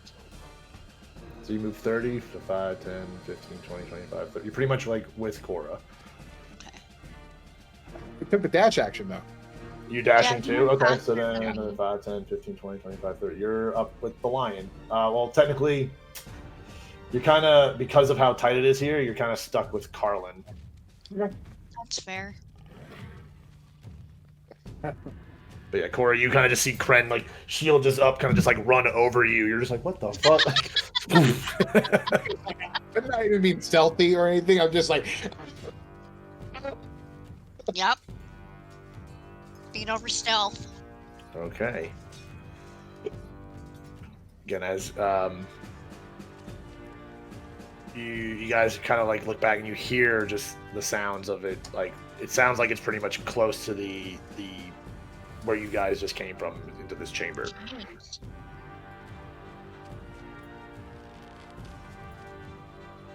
All right, Carlen. I'm fast as fuck, boy. Let's see that speedy witty. Dash action. I don't know what Tunnel. Okay. What'd you say? Dash is 2 times your walking speed? So yeah, if you take the dash action, it just lets you move your full movement speed again. So if you combine it with your regular movement, you're moving 2 times your speed. Sick.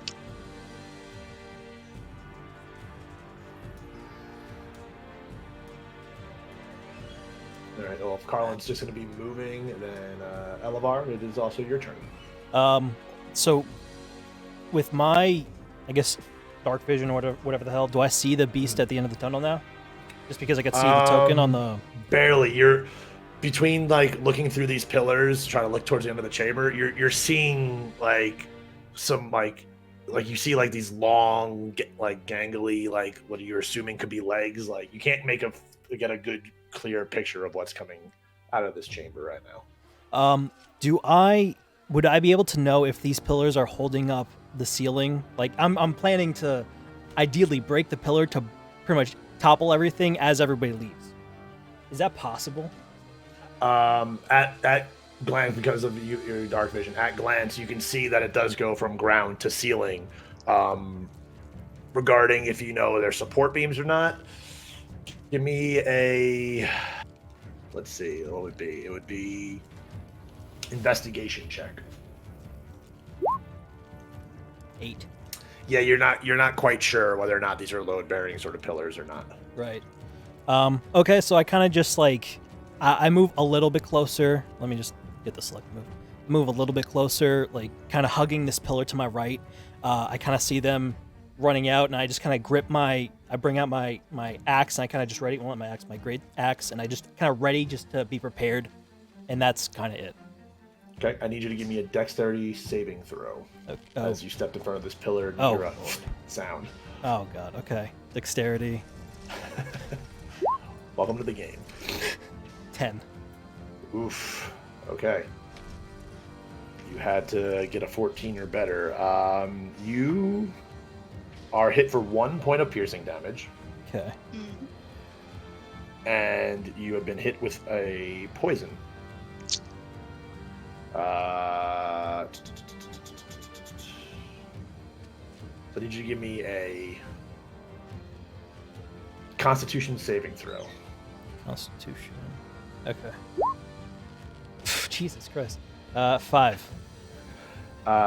You have fallen unconscious.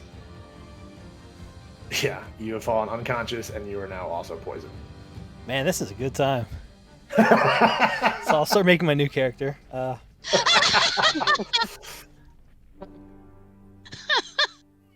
As Carlen, you do look around, like as you're running, and you look like back toward like to see like your group. You see this new person just fall to the ground. Oh. It was nice knowing you. I don't even know his name. Okay. Oh. All right, Cora. Alright, Cora's gonna dash out of here. She can go up to 50 feet.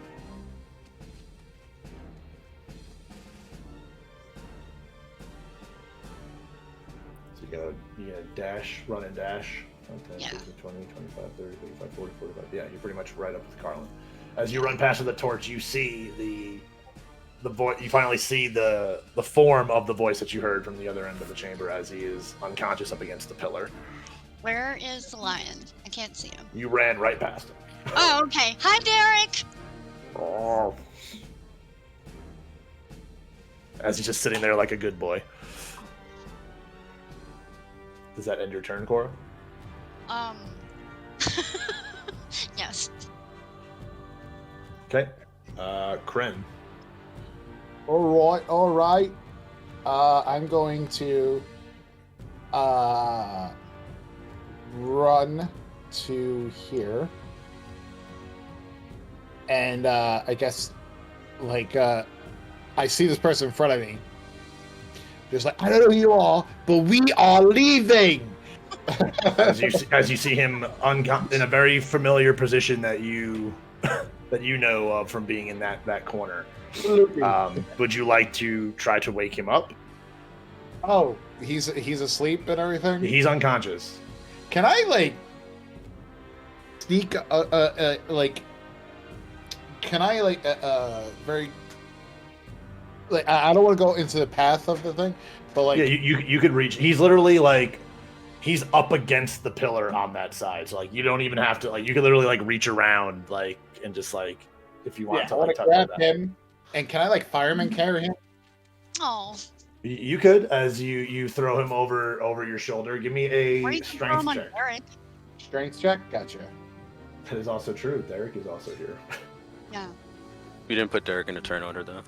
I know. I'm kind of just. He was told can all to command him, stand though. down, so he's just sitting and waiting. Yeah, we can all command him. Yeah, you are able to drag Elevar and you throw him over your shoulder, and as you get him over your shoulder, you kind of feel this like puff of air come out of him, just like ooh, as he kind of like wakes up. As Elevar, like from the last thing you knew, is you were coming around this pillar, getting ready to swing at it, and you were knocked out. Now you're being carried by this new person, but you are now awake. So I'm a fireman carrying this guy. Did that count as an action, or? I would say yeah, it's like essentially interacting with an object. Gotcha. Cool. All right. So Elmar is on my little shoulder thing, I guess.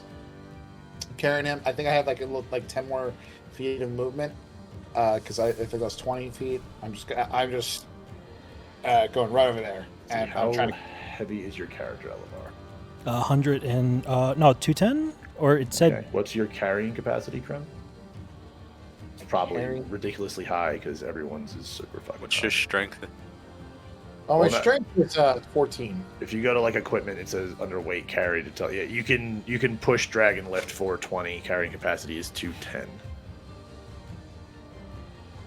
So your movement's gonna be, I'd say, it's gonna be essentially like rough terrain. So you're moving at a half movement while carrying him. Gotcha. All right. So 420 is like push, drag, or lift, and carrying pick capacity is 210. Yeah. So like you're, and with all the other stuff that you're carrying, like you're definitely weighed down right now. But like you're able to still carry him. You can't move as well as you normally would. Gotcha. All right. Okay. So that's the thing. That's what I got. Yeah. All right. Okay. It's top of the order. You guys hear the thing let out a huge, just fucking shrieking like roar from the other end of the chamber as it begins moving. You hear it moving through. Carlen kind of looking past, even Elevar, like you on his back, like you open up your eyes and you finally can kind of get a better glimpse of this thing on the other end of the room, of this giant monstrosity of like half humanoid, half spider, as it begins trying to move towards the room, as it grabs onto one of the pillars and just snaps it as it walks through. As you guys all kind of feel the chamber like kind of like rumble a little bit more, as it begins to push forward and knocks down another pillar. As you're seeing stuff from the end of the chamber starting to fall, kind of closing off the other side of the chamber as the ceiling is beginning to come down. You guys are just feeling the whole chamber kind of rumble. So now we're on Carlen.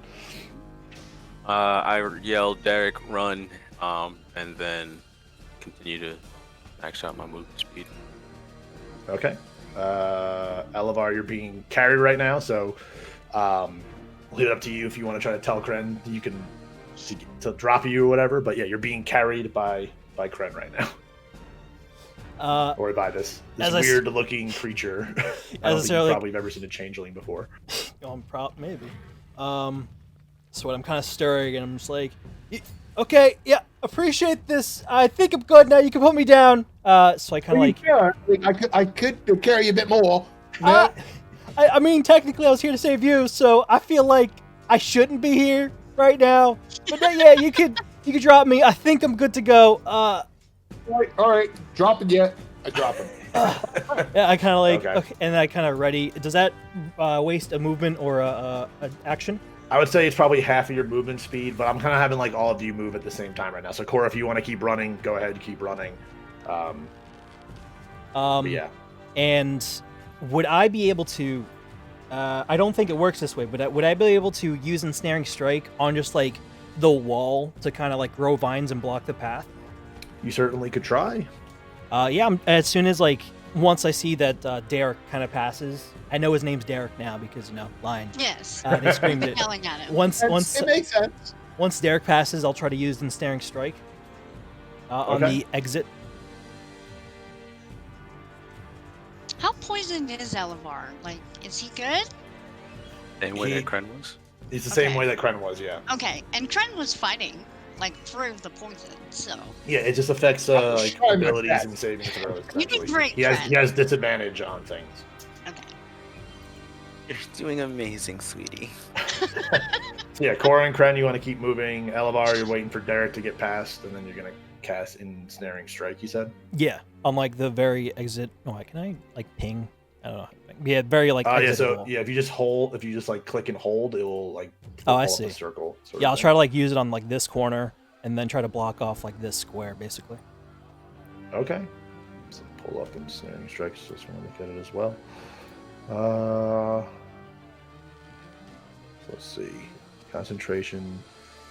The next time you hit a creature with a weapon attack before the spell ends, that's only vines appear in the impact. Okay, yeah, we can make that work for sure. We'll essentially have you roll an attack against the wall.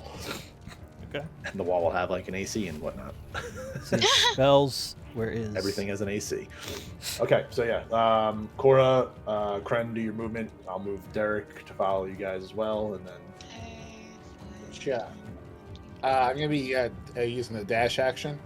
Yeah. So yeah, move you guys double speed. Dash, and I'm over here. Did I lose the torch? God damn it. I brought it over for you. Said click and drag, click and drag. I am clicking and dragging. I don't know what. Okay, maybe I'm not. Go wider. Like do like if you're selecting a bunch of shit and like trying to like you're dragging icons on your desktop, like you select them all by creating that box and move over. Oh, like that? Yeah. Like that? Yeah, I did it. Carlen did tell Derek to run. Is he following us? Yes. Okay. Because Derek is running with you guys. As Elevar, you see him pass. So you can finish your movement as you want. Okay. So your Ensnaring Strike on the entrance. So yeah, roll just for an attack. So I'll move here real quick. Axe. And then I'll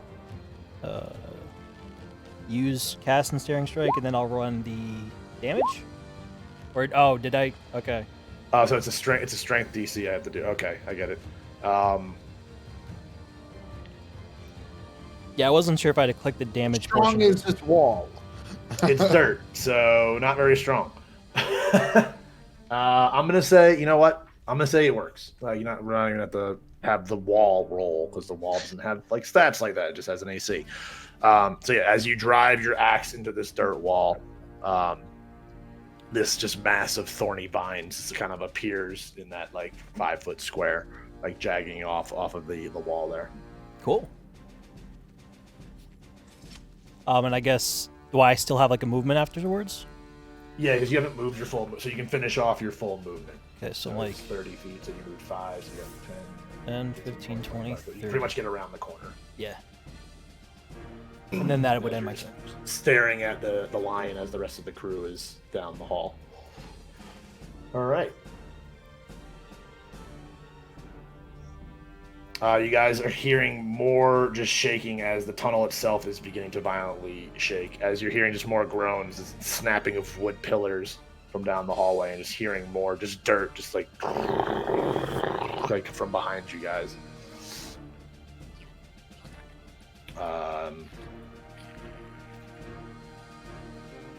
Yeah. Okay. I think I speak for the group. We're gonna keep running. Yep. As Elevar, you're beginning to notice even the tunnel that like where you just left. You're seeing the dirt like loosely starting to fall from that. As like everything's just kind of starting to shake around you guys, essentially. Okay. Guys, I think it's time to go faster. I'm going as fast as I can. Share turn. Make your movements. Okay, gonna keep dashing. Cren, you can essentially do the full-on sprint if you like. Yes, please. Just book it.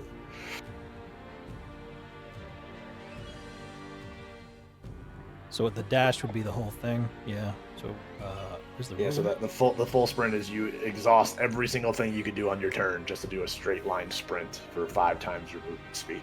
Okay. So 5, 10, 15, 20, 20. Or if it's more effective for you at this point, you can do your movement speed and then dash just to get another movement speed. Ah. I guess I'll do the full dash now. So that's 30. There you go. And Derek the Lion is pretty large, so you can't really get around him, so you're stuck behind him. I don't know if you could get around Derek and Carlen. No, he's like this is the line right now. Like, yeah, they're all stuck in that order. You can probably move around. I actually didn't even dash. To be honest with you, I just moved. Okay. Everyone can move around you, Cora. You're small enough where everyone can just squeeze by you. The dash is full movement speed, right? Yes, full movement speed to dash. So then Cren. Yeah. But yeah, Derek the Lion moved as far as he can move like to here. So Elevar, you technically can move a little further.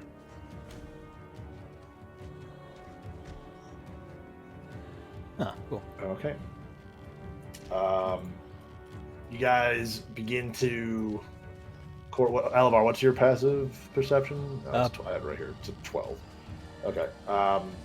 Again, you're just seeing still the dirt, like more. It's starting to just follow you guys essentially. Cora, you hear what sounds to be the last shriek of the monster as you hear like kind of like it like letting out its guttural shriek and growl as it's like interrupted by the sound of just dirt just collapsing down as you guys are now just running from the collapsing of this tunnel.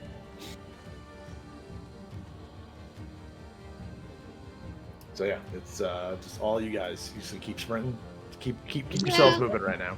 Yeah. Yeah. All right, just keep going. All you guys can just move freely, as it's essentially just a mad dash to get the fuck out. As you guys come back to making sure everybody comes through. As you guys come back to just the main chamber of the 3 doors that were there, as again you're still seeing everything kind of just rumbling and shaking.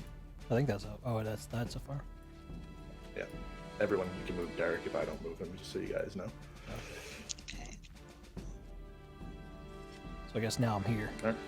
You guys come in. Yep. Everything's Alright, still let's keep moving. Let's get shaking out of around here. you. Come on, people! We Scream need to let get the there be fuck light. out of here! It's a really big tunnel.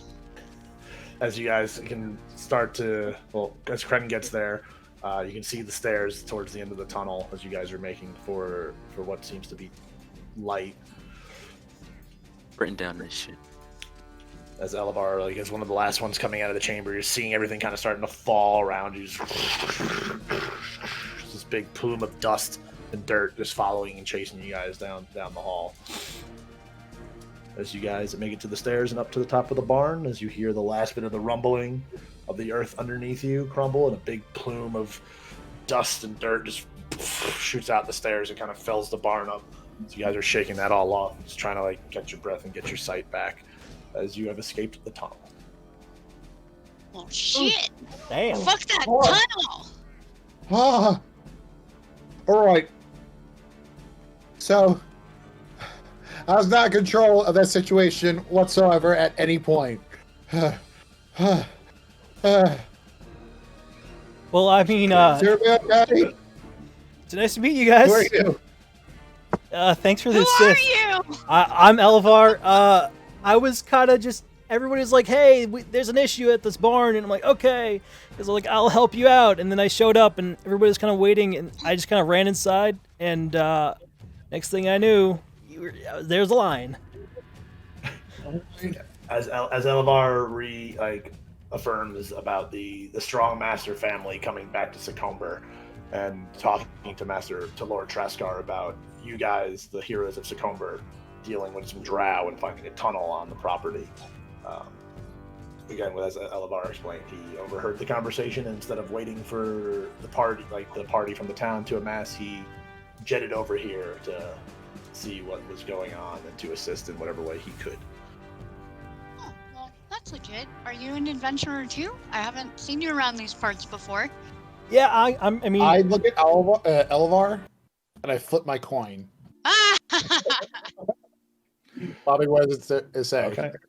Elevar, as you see the weirdly grayed skin, no-nosed humanoid in front of you, all of a sudden staring at you and flip a coin. Double check the coin again. I keep confusing myself with it. It comes up heads. Okay. was I supposed to call something before you did that, or? It's not a you thing. Don't worry about it. Okay. Yeah, I'm an adventurer. I kind of just do my thing and just kind of see where I go and whatnot. So I just heard that you needed help and I couldn't help myself, or not so much you needed help, that there's a trouble. So I kind of. So you're somebody that heard that there's 4 idiots that's going inside of a cavern, and you want to help them out as quickly as possible. Is that correct? It's technically, if we're gonna boil it down like that, yeah. You like the cutting on jab there, buddy. I like you. Wait, you said Yeah, you did say 4. What happened to the other one? There you go. Oh shit, Ivana! Hold Cora on. pulls a crumpled piece of paper out of her pocket. Yeah, I'm talking to the I movies. think we should give that to the wizard. Wrong. Dude. It's just kind of all right. I kind of put my arm around Elevar. Just Elevar, right? Elevar. Yeah. Just to let you know, it's kind of a soft spot. We just lost somebody right now. And when I say lost, I mean we don't know if they're actually dead or not. It's a very confusing time right now for everybody. We are hoping that we could get them back, but at this point, it's kind of a sore subject with it. So, just let you know, that ring that our little compatriot Cora has either the body or soul of our furry friend inside of there, and it's kind of a touchy subject right now. So just to let you know, because you just met us. By the way, I am Cren. Oh, well, thank you, Cren, for helping. To let you know, Okay. I usually don't look like this. I look like this, and I turn into Althea. As you see the gray figured being all of a sudden turn into an elderly woman. Well, thank you, miss, for carrying me on your shoulder, technically. Don't worry about it, laddie. I'll Just be. try to get out as quickly as possible. You know, as long as you can hold yourself up in a fight, you know, like you can come along with us. You're gonna see some fights. I'm not gonna put it lightly. You will see some fights. Will I see any more of those darts? Because I feel like that was my biggest opponent there, honestly. Oh, same, my guy. Like same thing. Like I did exactly what you did. I think. Like, did you actually go over to that side and think you could probably make it? You know, yeah, Yeah. that happened to me too. All right. Well, at least I don't feel that bad. Let's just not tell everybody else that like that's the rescue that like I kind of was super ambitious about. Yeah, I got rescued along the way. So, Cora, you have the secret sending door. stone, right? Yes. Should we try and get in touch with Amelior? I think we should see if he can get us out of here, Okay. or at least take the ring. Well, this whole time, Cora's been staring at the ring in her hand, very concerned. She takes the communication stone and hands it over to Carlen. There you go. Something I just have to point out. The fact that Ivana was a tabaxi, he is essentially Schrodinger's cat right now.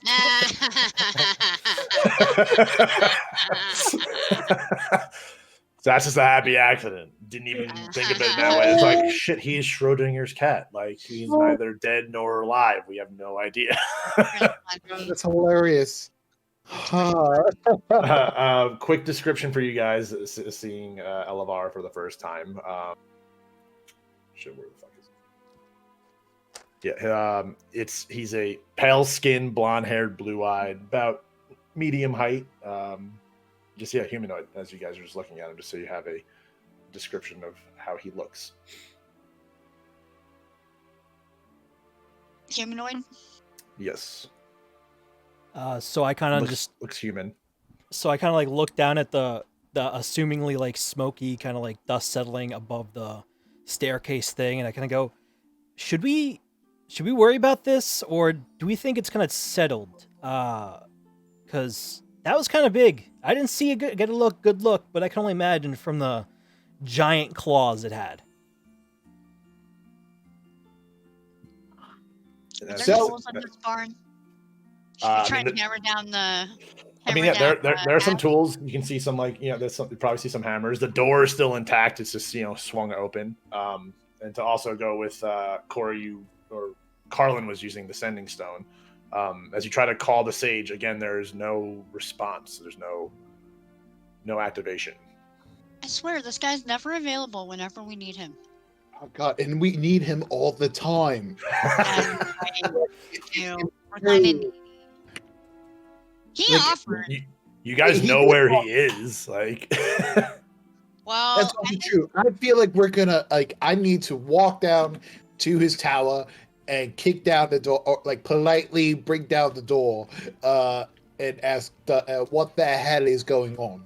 But before that, our new friend actually brought up a good point that we don't because I have seen in taverns, in plays before, where when the a big illustrious horror movie or horror plays go on, where the monster at the very end, they might actually come back again when you thought they were dead.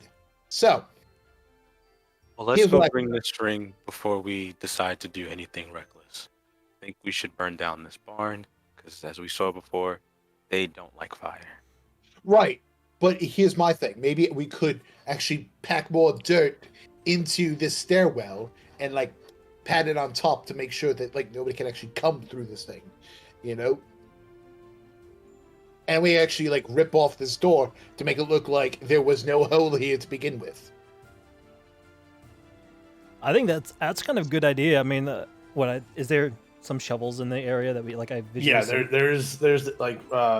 typical hand tools for farms, like shovels, hoes, rakes, stuff like that. Is the barn floor covered in dirt? It's mostly packed dirt from all the other, besides the hidden door with the hole in it. It's all pretty firm packed dirt. All right, well, that's not a bad idea. Let's start shoveling some dirt down this hole. I rip off the door. Yeah, I go to give me a the strength wall, check for ripping off the door. and Louis Carlen is. He's So going, the- he's just running and pulling it like The middle one. just trying to like rip it. At 20.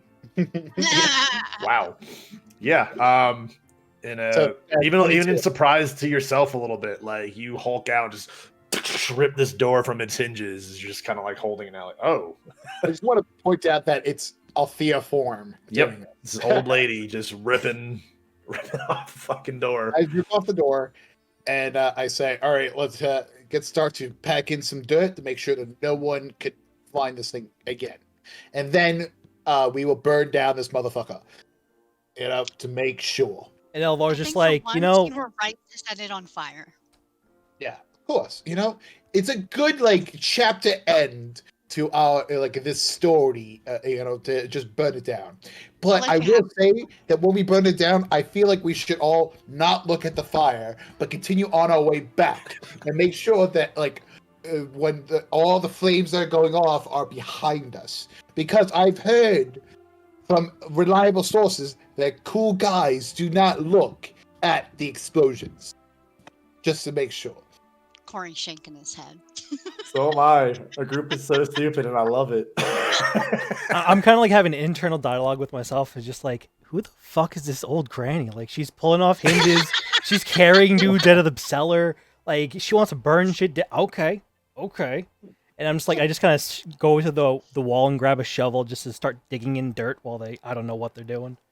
Discuss. As you guys spend some time filling in this hole and everything like that, I'd say it probably takes you a good couple of hours to feel comfortable that this hole is filled in and everything. Eric helps. As pretty much you do that and you're getting ready to set it on fire, you do see a small group of townsfolk from Succumber, a mix of the Lord's Alliance militia and some of the townsfolk who have We're gonna finally have an who have audience. shown up. Have an audience, and it's gonna look even cooler if we don't look at the explosion. It's very important not to look at the fire behind us as we're walking away. So do you guys then have like a pose you strike sometimes? Like, because since I'm new, I don't know if you have like this kind of like finishing. It's more of just a nonchalant look, but you're looking forward, and we have to be shoulder to shoulder in a line. Right? Trust me, it will work. It's gonna look really, really cool. Trust me. All right, where are these townspeople? Are they approaching the barn? You can't, if you guys are outside of the barn, don't mind the map and whatever. You don't have to move yourselves and shit like that. But Okay. as you kind of come out of the barn, you're kind of essentially getting ready to set it on fire. You can see this little party coming from the entrance of the farm. They're just getting onto the property. Okay, Cora's gonna walk towards the party and greet them. Is there anyone we recognize? There is. You see Bryce Trugust, the leader of the Lord's Alliance. As it's going on, I just hear the crackling of the barn. Who's lit on fire? I'm gonna guess Carlen. Whoever wants to light it. Did we already set it on fire? Did I miss that?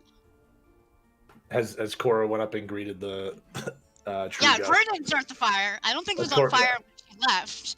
As Cora goes up and greets Trugust, he kind of looks over, doesn't have to look over his shoulder because you are short, but he just looks up from looking down at you and just sees the smoke and flame starting to billow and form on the barn as he goes,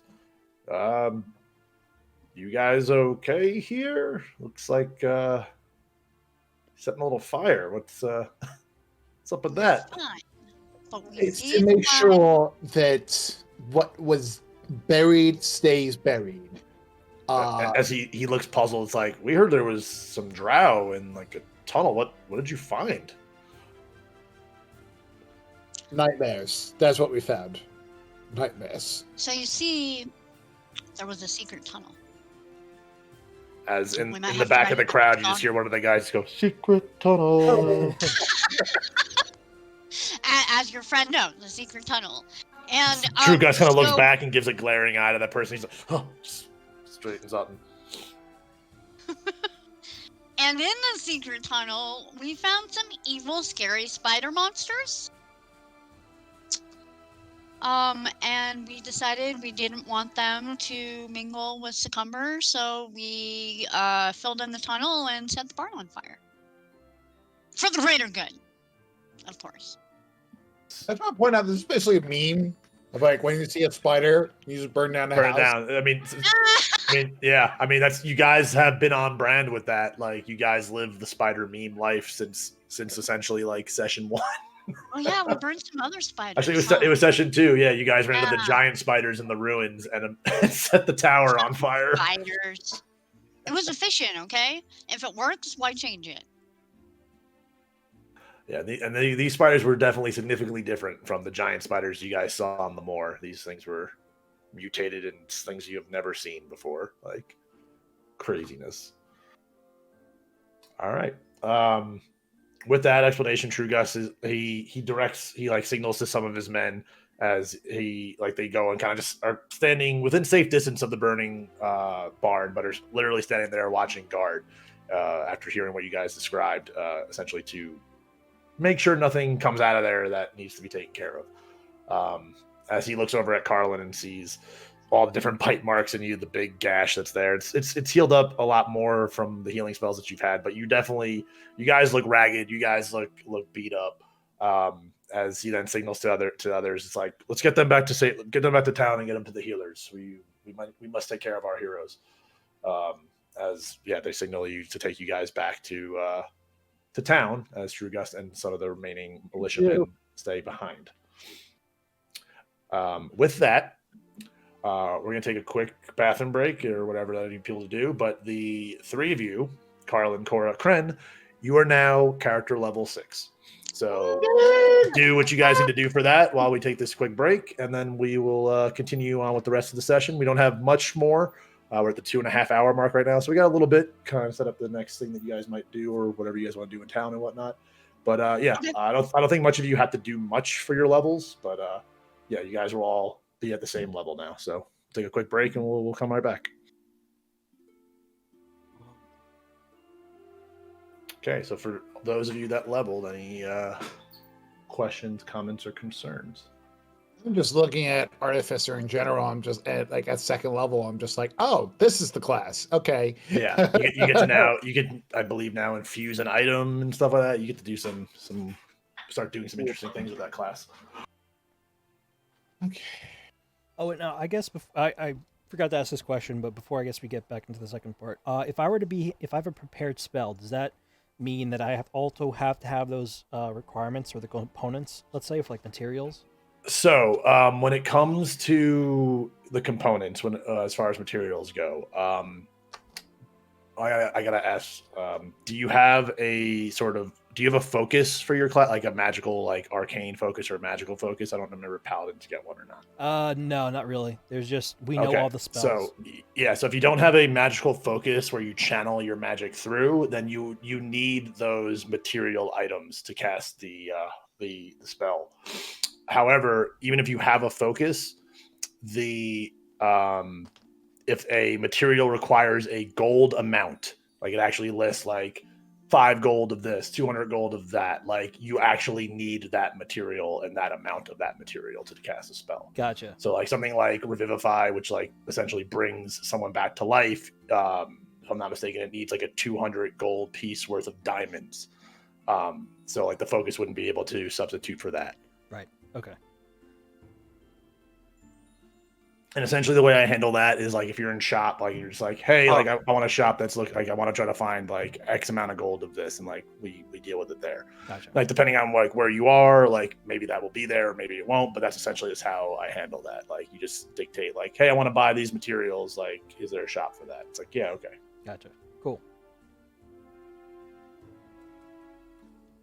All right, so I'm going to switch to the generic, just Succumber image.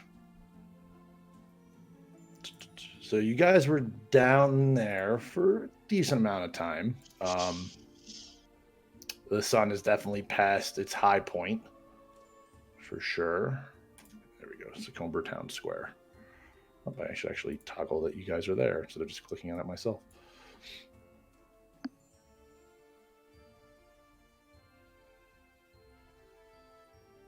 All right. Yeah, just generic ass art image. Okay. So you guys are brought back to Succumber, brought to the healers, where you actually run into Cora's grandson, who seems to be just tending to some of the other local people who are just maybe sick or injured from whatever happens in the town on a day-to-day basis. But yeah, he is there, and he is tending to your wounds. As you guys will be fully healed and everything, so any sort of heals or conditions or any of that stuff, it's all back. This would also be considered a long rest for you guys, so you guys can get your spell slots and all that shit back.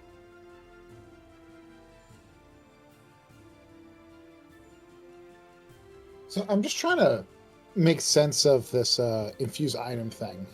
Okay.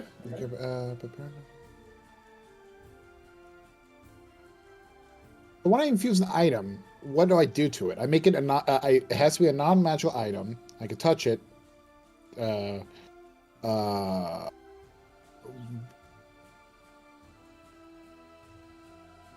trying to figure out where are my infusions. I got you. Hold on, I'm pulling it up as well.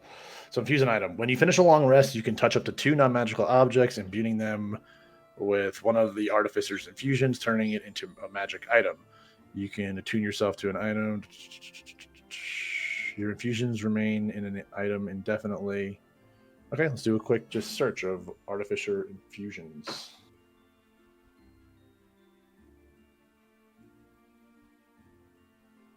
Actually, here we go. If you click on the infused item, it opens up bigger. So infusions known. When you gain this feature, pick 4 Artificer infusions to learn, choosing from the Artificer infusions section at the end of the class description. So under the class page, there's Artificer's infusions that you can choose from. You learn additional infusions of your choice when you reach certain levels in this class, also shown as the infusions known column of the Artificer table. You have invented numerous magical infusions that can replicate each infusion to some infusions. Okay. Here we go. Arcane propulsion armor, armor of magical strength, boots of the winding path. And it says it gives you the prereqs and stuff like that of all that. But yeah, so under your features and traits, you can just click on where underneath infuse items, it says Artificer infusions, and that pulls up a whole chart of what you can essentially do. Okay. All right. So right now I could do like enhanced weapon or enhanced defense. And Homunculus Servant if I have a gem and at least 100 gold pieces. Okay. And Mind Sharpener is another thing I could do. Yeah, okay, right. I can do some things. Okay. Yeah, I've seen that. I see there's like at the bottom of that whole Artificer infusion thing, there's a little chart. It's like magic item, alchemy jug, bag of holding. Like that's stuff that seems like you can do as well. So it's a lot. There's a lot of stuff into this.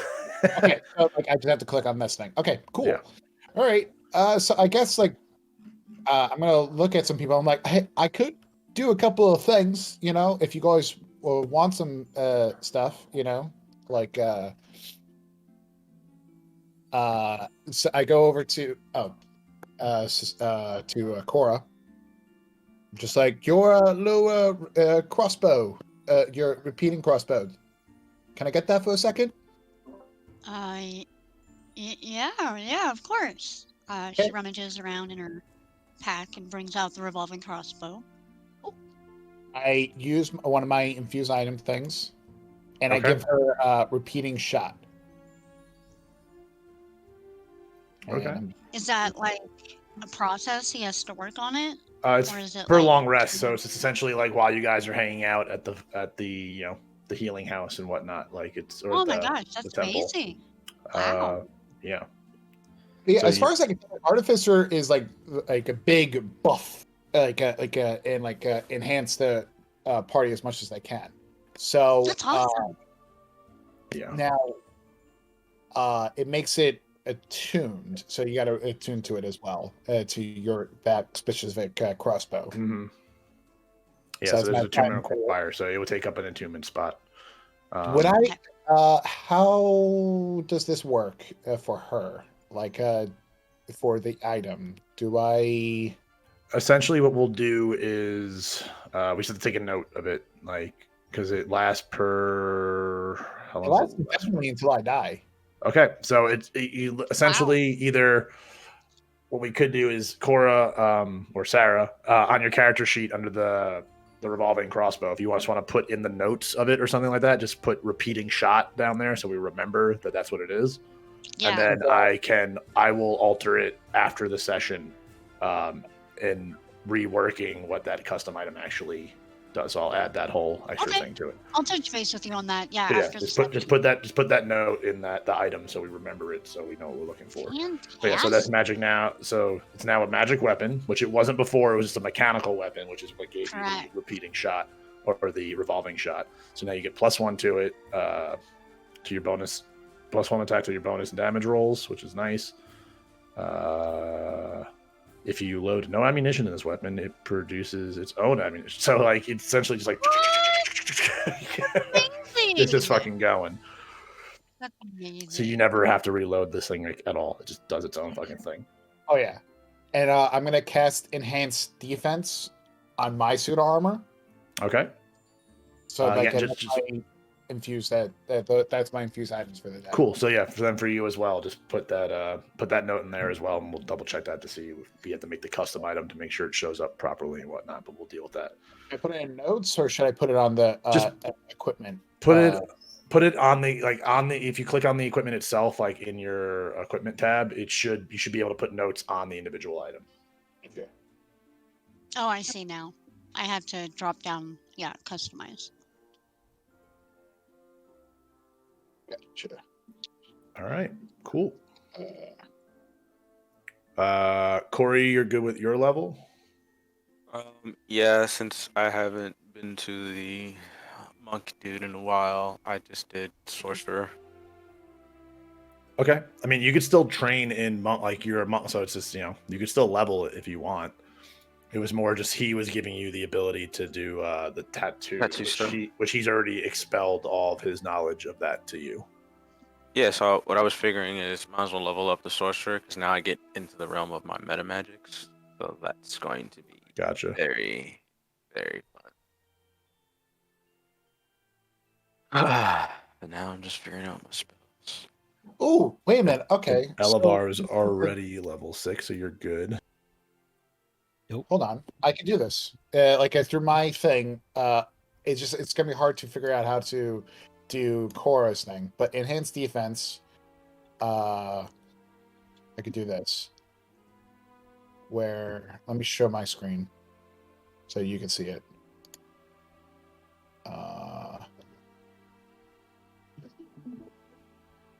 So in my equipment thing, if I scroll all the way down, I could do. I got it. Yeah. You can add the infusion. Okay. So it's my half plate. Okay. Yeah. Well, I'll have to look at that with her gun, and we'll see how that works. Or with her crossbow. Sorry. Minor instrument. Well, he's trying to make a gun, so just wanted to make sure. Okay. Cool. So for this one, so this will be easier if it's stuff I'm going to be buffing for myself. But for things that okay, we're good. All right. All right, let's stop watching your stream. Yeah, I'm good. Okay, cool. Alrighty then. So yeah, you guys spend some time in the town healing up. It's by the time you get back to town, it's like dusk, starting to get darker. The town's nightlife, which Succumber is not a huge town, but it's got its little tradeway where it's got some taverns and some shops where people hang out and spend their evenings if they want and everything like that. Otherwise, most people kind of just reside back into their homes. But yeah, you guys are all healed up at the temple. What would you guys like to do? So as a side note, not a side note, but more of a question outside of the wood character. Do I have any money? Because I know, I technically have no money since it's a brand new character. You should have starting money based on like your background and whatnot. Oh yeah, I put poor. If you make your character on D&D Beyond, it'll supply you with the starting amount. It's usually not a lot, but it's something. Okay, yeah, you have 0, and yeah, I would say from the amount that you have traveled, you should technically have 2 silver because that's your poor lifestyle. Let's adjust you a little bit. After traveling and whatnot, I'd probably say you have like 50 gold. Okay. Oops.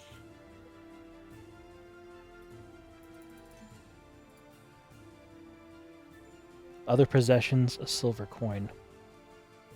Apparently. I don't know if you just put that or what. I mean, that's just your thing. I mean, it can technically be like it could be in your currency. You could put that if you want, or it's just something that you hold that you don't actually use for currency. That's up to you.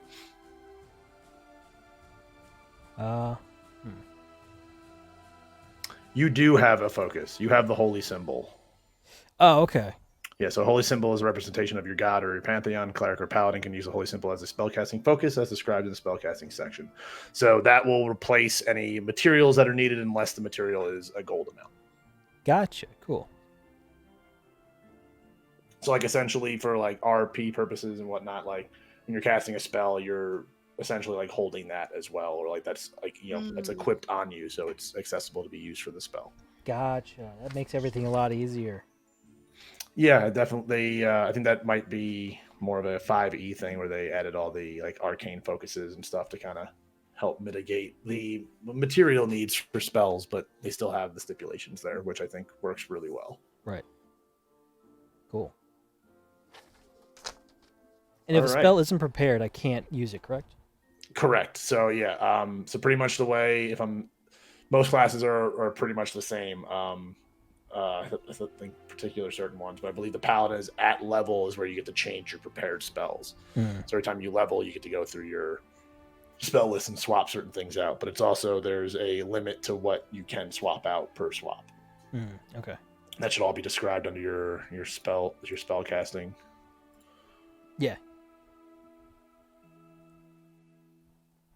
But all right, yeah. So yeah, as I said before, Succumber is starting to become nighttime. It's, you know, you get like the cusp of dusk, whatnot. The town's starting to settle down. You guys are all healed up. What would you like to do? Well, I need to tell Frederick all about the exciting adventures he missed out on. So Frederick's back at the farm. I know he is. So I I'd need to go to where I had my gun be made and stuff, and continue working on that. Okay. Cora is gonna head back to her farm if anyone wants to come with, and of course you're all welcome to sleep there tonight. I guess if you have anything to attend to, you can meet up with us later.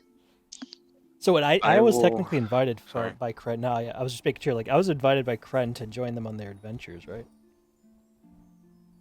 Yeah. Okay. I mean, that's the group. Like, that's the group. Because it's just gonna be like I'm just gonna awkwardly follow Cora back to her farm. I'm like, yep, this is fine. Yeah, I guess I'll kind of just walk around town and then kind of just observe for a little bit, kind of just get my feel of the town, and then I guess towards the end of the night I'll go back. Yeah, I mean, there's a tavern and whatnot. There's I'm gonna go to the tavern. So, like, nothing ever bad happens at the tavern, so let's go to the tavern and maybe see. I go and I guess ask Cora for the ring. Ivana's ring. Ivana? Yeah, I'm gonna go to the Sage, and then I guess I'll meet you guys there. Okay. All right. Be careful. No worries. And as she says that, I fly off. The ring is still wrapped in the paper or whatever, so. Okay.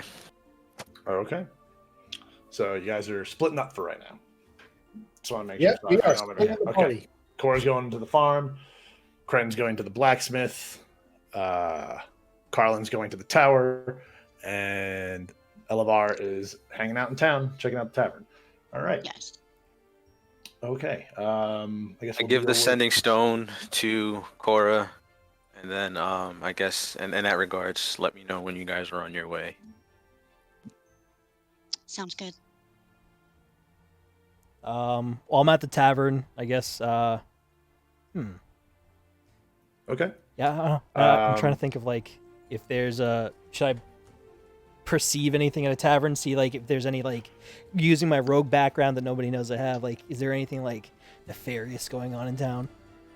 As you enter the tavern, when you walk through the front door, you see a floating harp that appears to be playing on its own.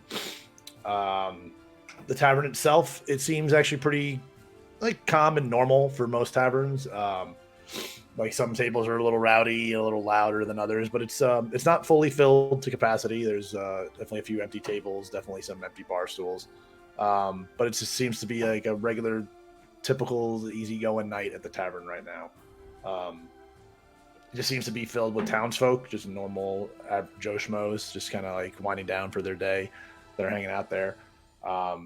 Behind the bar, you see a I'm trying to think of the best way to describe this woman. You see a human woman. She's kind of like beefy. Like she's not like fat, but she's I guess like think like Cara Dune, like kind of like stature. Like she's just sturdy.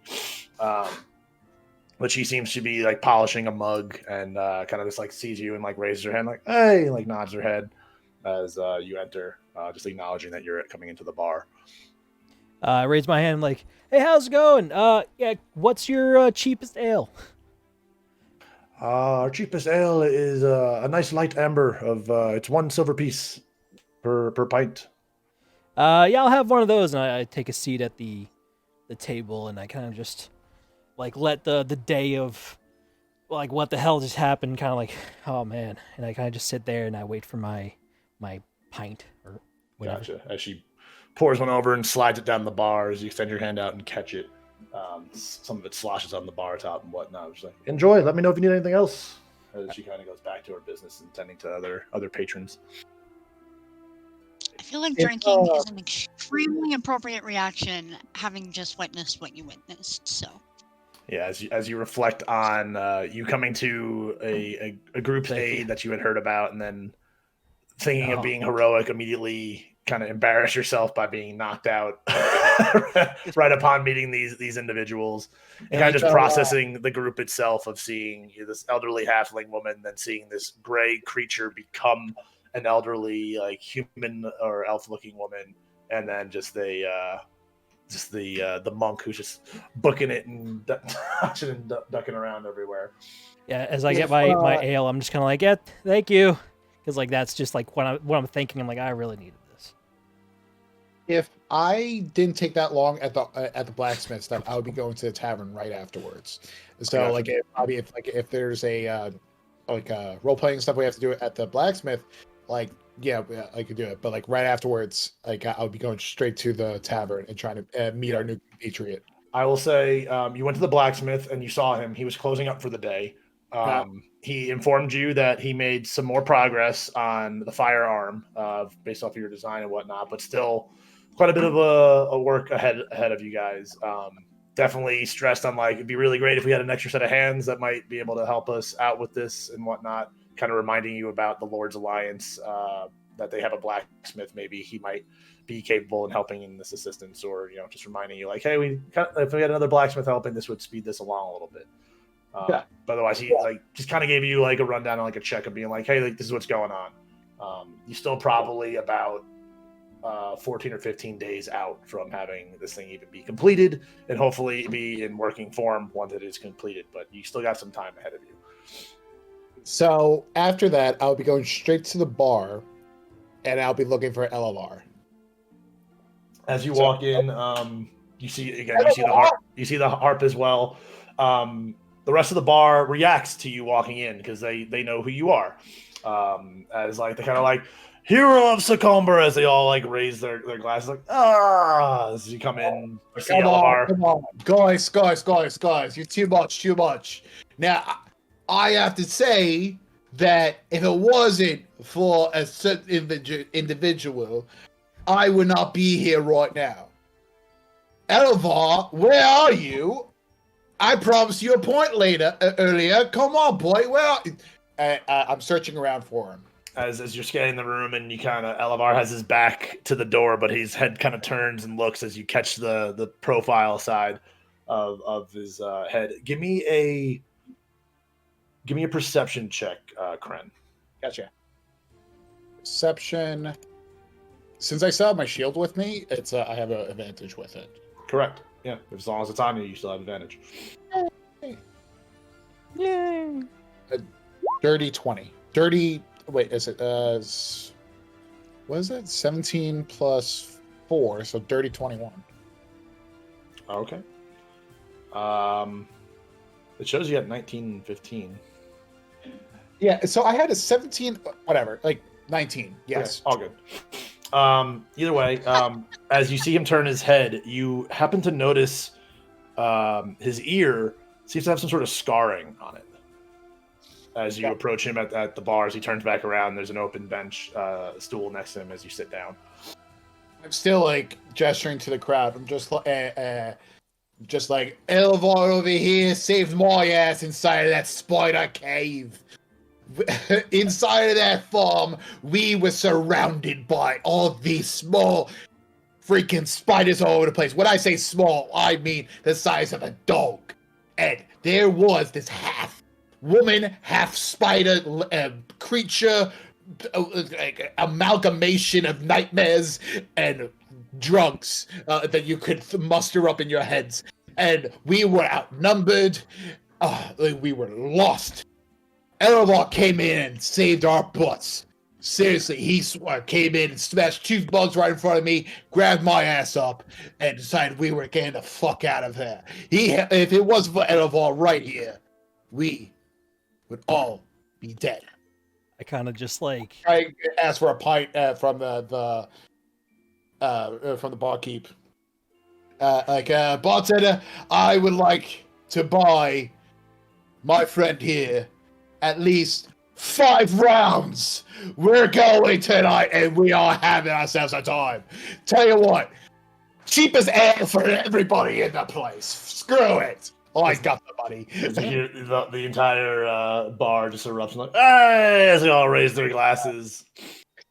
I just kind of like, I'm just like burying my head in my hand. I'm just like, I kind of lean over to Cren. I'm like, what the hell are you doing right now? You were there. I passed out. I'm pretty sure I didn't even do shit there. What are you doing? You did the best that you could. You did. You deserve it. Yeah, really. I don't deserve this false recognition though. It's not how I do. Trust me when I say this. If you stick around with us enough, you're gonna earn it. Trust me. And you have. Just by showing up into that cave, you are part of us. I appreciate it. I just don't think I earned it yet, but god damn it, maybe you one day. Went to help for people that you did not know. You're ahead of everybody else in this party. As far as I know, you are a hero. Oh, I appreciate that a lot. So. Because I know heroes. And if you're saying that you're not a hero, that's saying that I have a bad taste in heroes. How dare you, sir? You know what? Granny, I like you. I guess for now you buy me the ale, but tomorrow I buy you ale. I'll get you back. Tell you what, you could buy me ale when you save my butt. How about that? All right, you got it. I'll repay the favor. Yeah, there we go. It works that way. Yeah. Actually, you know what? You could kind of help me with a little something actually later on. So I'm trying to build up some weaponry for our compatriots. And the local the blacksmith, he's having a little bit of trouble with this the alliance that's around here. God, they are such a pain. But if you could help me out just with talking. Now, when I say talking, I mean literally talking, not like we're going to enforce them or anything. But we're trying to do this diplomatically, if you will. So if you could help me out with that, that would be helpful. Yes. Before really in my adventure days, I was quite the charismatic silver tongue, if you will. So I'm sure I could try to help you out. Yes. Thank you. As you guys are talking, now, the barkeep just I'm drops. drinking on the table here, buddy. She comes up and just drops 10 mugs, like she was carrying 5 in each hand. Slaps them in front of you, 5 each in front of you guys. As one of the other couple barmaids that do work there, distributing new mugs to everybody around the bar. What was that going to cost me there, buddy? I take up the challenge. I grab an ale and I go, okay, bring it on. I just drown the whole thing. Absolutely, yeah. I say, like, you ever hear of a game called Silvers? No, I can't say that I did. Okay. So what you do, we're gonna go on the other side of that table. We're gonna put a cup in the middle, right? And I'm gonna be on this side of the table. We're gonna take our silver piece and we're gonna bounce it off of the table into that cup. All right? It's called Silvers. You ready? You first. I flick the coin, and I guess this would be a check. Give me a. Let's see. Let's do sleight of hand check. Ooh. 17. Nice. As you line it up and you bounce it right into the cup. Nice. All right. That was a pretty good shot right there. I'm gonna go for myself. Oh wait, hold on. You said 17. It looks like it's a 10. Oh well, it's a +7 because of my. Well, if you highlight the roll, it shows it. You rolled a 3 plus 7 equals 10. Oh, is that how that works? Yeah, that's how it works. Yeah, if you highlight anything in roll 20, it will break down how that number was. I see. My bad. Yeah. Okay. Okay. Sorry. So since it is a 10, your first bounce, boom, and ding, hits off like the middle of the glass and just falls back in front of it. Don't worry about it. It's just the first person's time to go. I'm time to go right now. I have no idea what I'm talking about, by the way. All right, and do it. Sleight of hand check for me. Sleight of hand check. I got a -1 with this. Let's see how this goes.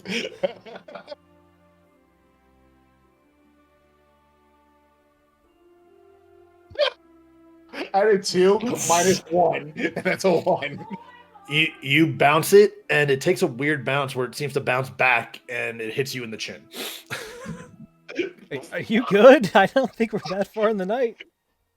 Listen, I've been poisoned today. I've been stabbed with a bunch of like ugly little spiders you saw. So I'm kind of tired, but at the same time, I want to have some fucking fun here, buddy. Let's do it again. All right. And like, I would like to just relax, have fun with everybody. Gotcha.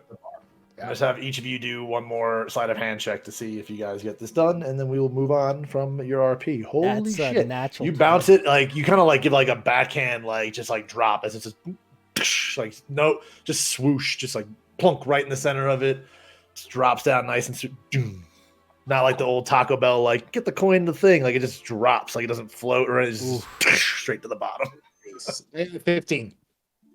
15. Yours, you as it bounces up, it kind of hits the rim, like seems to bounce a little bit and flops right in. So you both landed into the cup as you guys continue this on through the night. You guys continue this on through the night and enjoying yourselves and drinking and hanging out with the rest of the tavern. We are going to go to I would be asking more questions about this guy's past and stuff, but as well as like telling him about like the dealing with Hades and like me as a cleric and everything and all the stuff that we did before as well, so like trying to catch him up with stuff, Okay. Gotcha. Kind of like in Ant-Man when he's trying to get the recap. You're Louising it. Absolutely. Elevar, is there anything like specific you want to just put across for sharing of anything about yourself, or you just kind of listening to Cren just tell his for tale? the most part, I'm listening. I'm kind of like still hesitant, even like I'm, for the sake of it. I mean, I've saved, but I mean, what? So I'll at some point I'll actually like stop and like so honestly, today wasn't the most embarrassing thing of my life. pretty embarrassing, I'll be honest. But back when I was younger, I lived at a all human orphanage, and you see that I say human orphanage because I'm not a human. I am half of me is I'm half elf, and I got made fun of my ears, and being a stupid kid, I kind of took the knife and I ran, and I kind of cut off the end, and I begged a doctor to when I went to the doctor, because our keeper Matera, she kind of found me and brought me to a doctor to heal me up, and I could just make it look human, and that's kind of embarrassing now that I think about it, like kind of going back, but I just don't want to lie to you guys. That's all. So I'm not a human. I'm half elf. I got you, man. Listen, I turn into my real face, just like I think I know like where you're coming from as far as feeling a little bit different growing up, but it sucks. But at the same time, you living here is basically giving everybody else a middle finger and saying that like what they've done to you does not matter, because you're still here and you're still kicking ass. That's what matters. Well, thank you. I really do appreciate it. And fuck it. Let's adventure and let's kick some ass. You're damn fucking right. So you guys cheer and continue drinking. Just making sure that this is not going to get awkward later. You remember when I flipped a coin when I saw you and everything? Oh yeah, yeah. So what happened was, my so I'm a cleric, and like my god is talk about Hades. And I'm actually a servant of him as far as for the underworld, and it's more of a, how should we say this, a forcible life taker, otherwise known as an assassin, type of deal. But my way of knowing if the target needs to be targeted is if I flip this coin, Hades from the underworld tells me whether or not the person deserves to die at this moment. It's kind of more of a confirmation type of deal of the contract, And tails is I got your tail, as in like I kill you.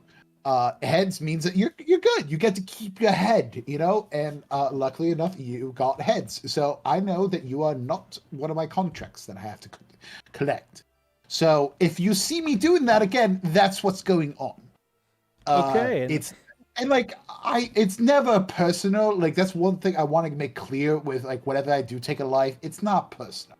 It's really just my lifestyle, it's just my business. Yeah, it's business. Yeah, type of deal.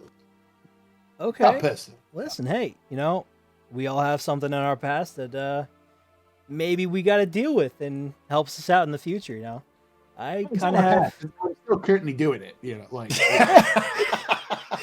Well, I'm alluding to the fact that I have sticky fingers in some situations, but I've kind of repented, and I'm a good guy now. I only do it for the good. So, Okay, cool.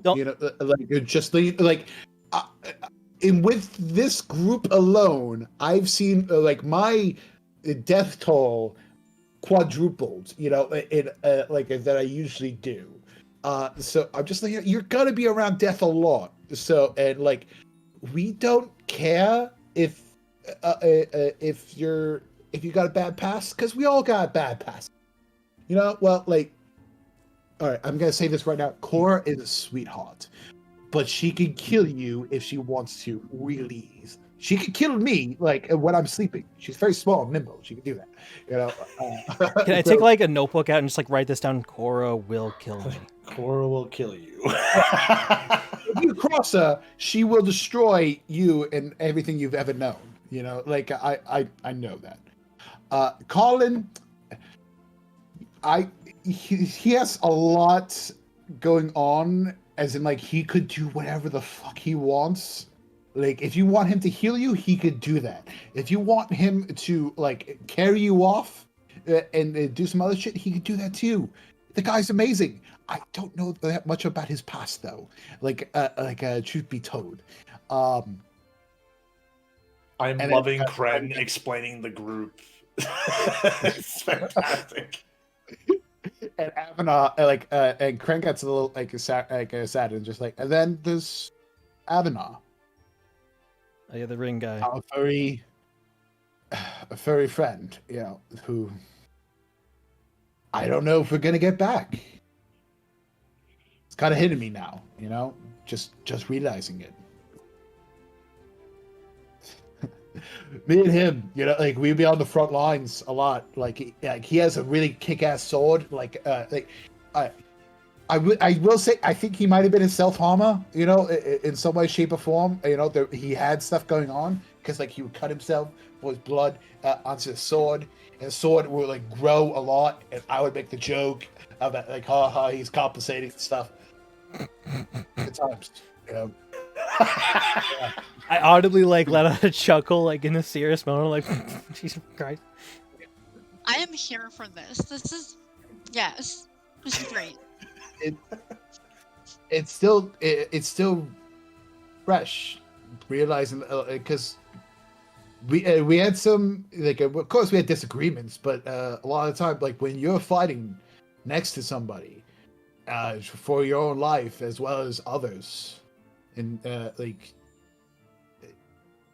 it's taking a toll, but we are here to make sure that I want my friend back,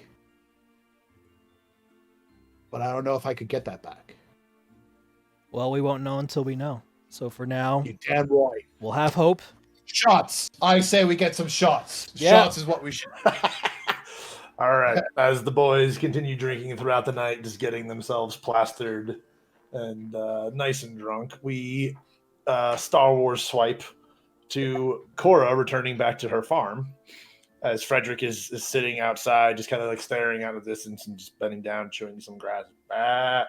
So he makes eye contact with Cora, and lets out a big. Oh, Frederick, we missed you so much, and I brought you a new friend. Derek has been tagging along this whole time. Okay. Apparently. That's fine with me. As Frederick sees Derek the lion, it's kind of backs up a little bit, just seeing a rather large lion following you. The rest of your family, after hearing Frederick's loud buzz, does come out to greet you, as they have not seen you for 2 whole days now. I guess it's been a couple days. Yeah. You said you were going to town, then you disappeared for 2 days. as your son Charlie looks very concerned but relieved that you're okay. You see, you still got some bandages on you or whatnot, got a little beat up, but he just gives you a big old warm hug. His wife is sitting at the doorway. She was wiping off some dishes and whatnot, kind of just getting the family settled for dinner, and yeah.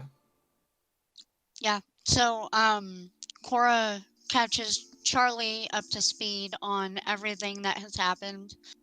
She decided not to stay in town because she's still processing what just happened, what they just witnessed. We've been through some weird shit together, but she's never seen someone disappear into a ring. She now kind of regrets that she didn't go with Carlen to go talk to the sage. But again, she's still trying to process everything that just happened. So she's really just trying to have a mellow, normal night with her family. Like she said earlier, all of you are invited to come crash, spend the night if you want. She still has the seeing stone. The sending stone? Yeah. Mm-hmm. I think Carlen gave that back to her. But she's not really, up to much action right now. She's just trying to have a mellow night and kind of process everything that just happened over the last couple days. Gotcha. As you join your family for dinner, the grandchildren are bugging you for stories and whatnot, but like your son is like, leave grandma alone for right now. Let her rest. Let her get settled, and whatnot. After you have dinner with them, you go back out onto your porch and kind of just look over your farm, and it's a clear night sky. Frederick comes up onto the patio, like the porch, and like kind of sits next to you as you're just petting him. You just hear, he's scratch the beard a little bit. Kind of nuzzles you. He missed you not being around you for 2 days. You definitely felt that missing connection for sure from your beast companion. Yeah. It definitely there's with you reflecting in the grief of processing what's happened to Ivana. There is this comfort that does come over you from being with Frederick again. But yeah, you kind of just spend your night just relaxing. You have the stone next to you with you just in case the sage actually contacts or whatnot. But if there's not anything else you want to deal with while you're at the farm, I'm going to jump over to Carlen. It's another fucking swipe. Transition swipe. Showing Carlen coming up to the tower. As you get to where you remember the door to be, because remember as you look at the tower, it's just all flush stone wall where there is no door. But you go over to where you remember it to be, and you push your hand as the door gives way and opens up as you're able to enter into the tower. As you ascend the stairs, you see the same floating harp that resides in the tavern that you have seen before, playing a tune. As you look around, you don't see the sage.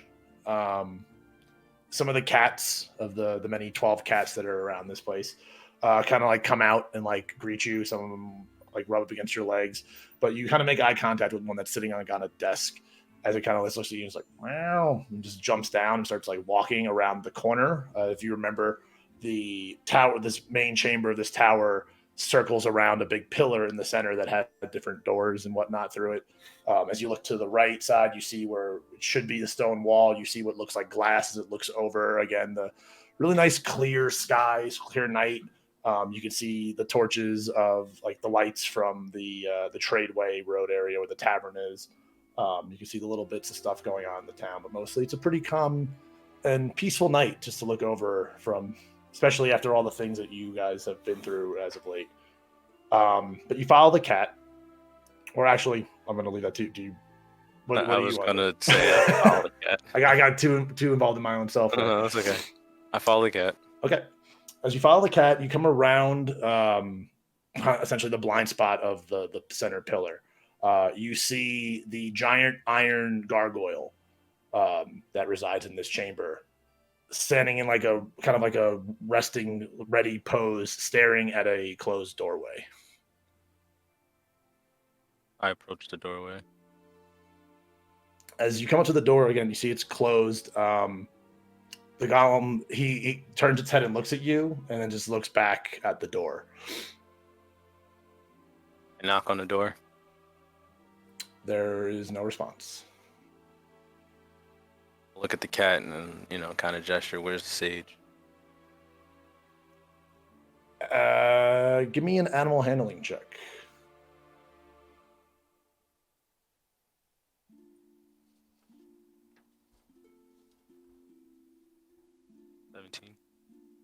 The cat seems to acknowledge what you say as it walks closer to the door and kind of like bumps its head and like rubs its side, like as a cat, like just brushing up against something as it meows at the door.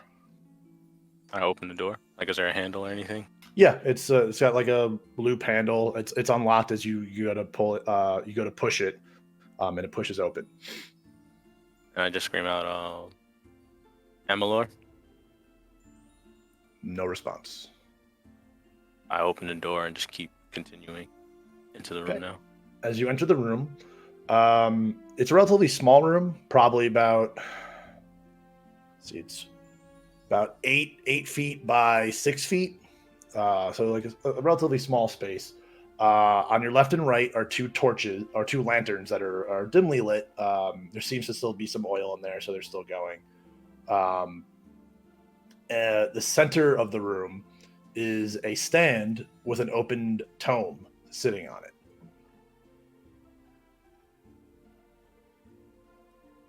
That investigation check on the tome. I'll see if I know what it is. Or is that our Arcana check? Give me 1 second. Give me a Arcana or History check. History's cool. 3. I failed that class. So you're looking at this book. It's heavy. It's a very heavy tome. Just like kind of like skimming through some of the pages, like still leaving it open to where it was. Skimming some of the pages, like flipping it over, looking at the cover. You see a very like detailed like sketch of a bald man with a dark goatee sitting on the cover. You also see the words on it: "The joy of extra-dimensional spaces." You do not recognize the image of the man.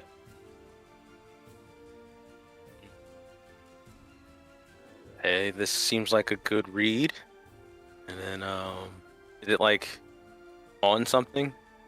It's like on like a book stand essentially. So it's just like a 2x2 like wood column with like just a flat little like table like essentially on the top of it, where it was open up to a specific page.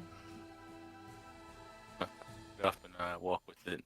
Also, next to the book, is the matching sending stone that was given to you guys.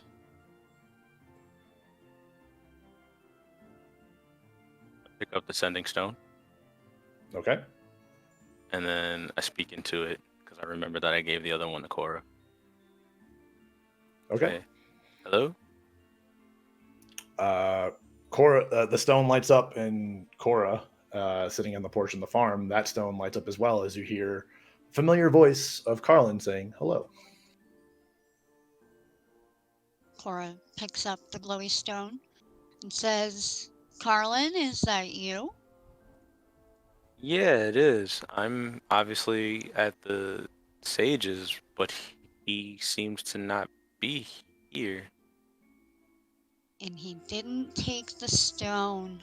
No wonder we can never get a hold of this guy. You know, old people and cell phones. So I'll keep walking around. How about you give me another Arcana check looking at this book?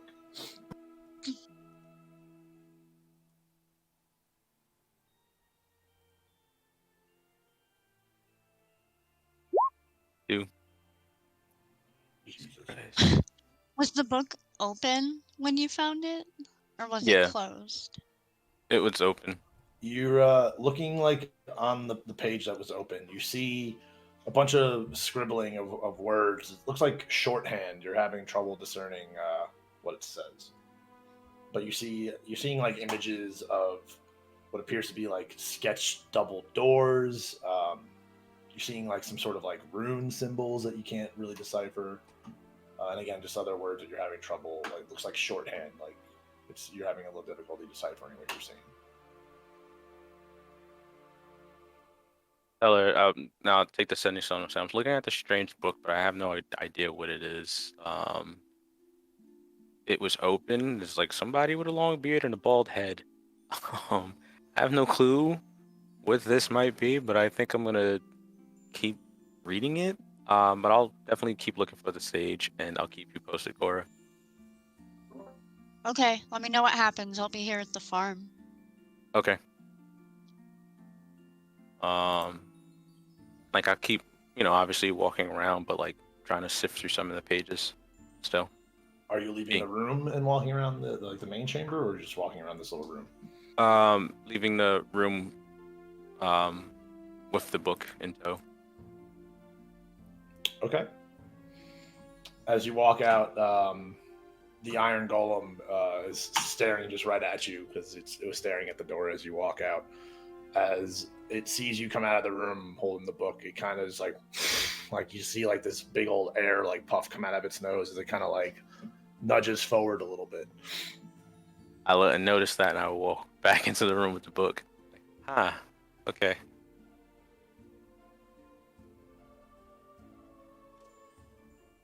Can I do another check into the book? Sure. As you're doing another Arcana check, two other different cats come through the open door. They're kind of just chilling at your legs as they're just rubbing up against Jesus Christ, that was on a fucking 20. Wow. Just rolled right over. Yeah, you're still 7. You still can't make heads or tails of this shorthand. Difference between a wizard and a sorcerer. And I look at the cats and say, like, is he in the book? Cats. Give me an animal handling check.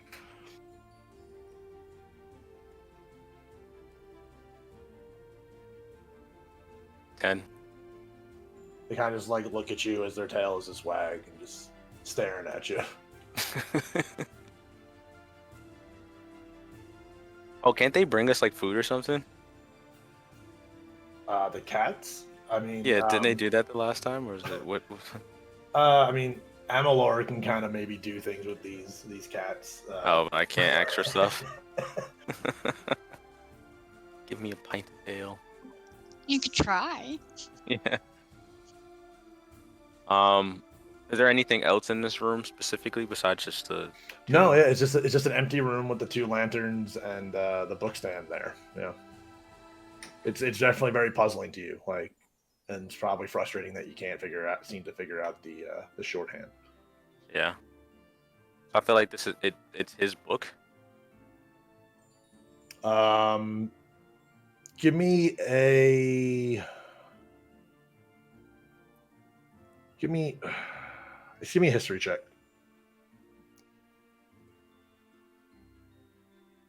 4. 4. Jesus Christ. Yeah, it's okay.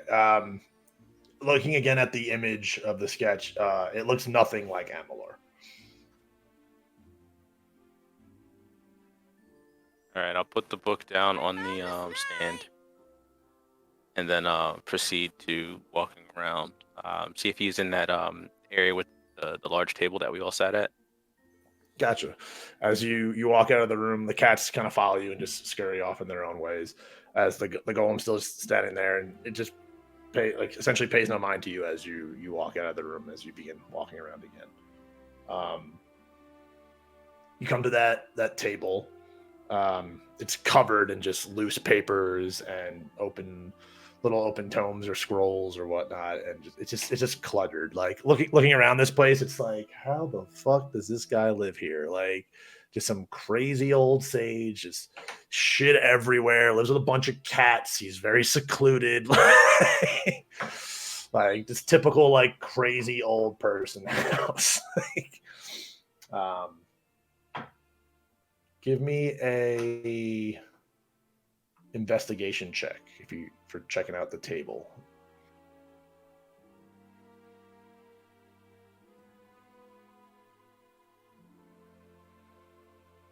$14. Okay. You looking at it, you're seeing. You come across, like, going through some of the papers and whatnot. You come across what appears to be a sketch, like a floor plan, almost. It doesn't seem finished though. Like, you see, like you seem to see multiple floors to this floor plan, rooms that seem to maybe have a doorway, or what you can possibly discern to be like a doorway placement, but like nothing beyond it. It's just like an unfinished blueprint, essentially. You also see a name scribbled in the top. It appears to be very similar handwriting to everything else that you're seeing that's like handwritten, so you're assuming that it could be Amalur's handwriting. But you see a name that says Fistandia. How do you spell that? Fistandia.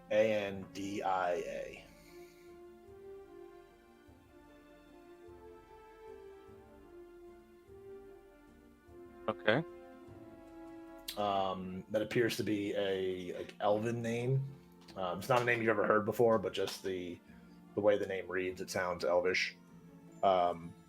Just based on your knowledge and travels and adventures. What else is there?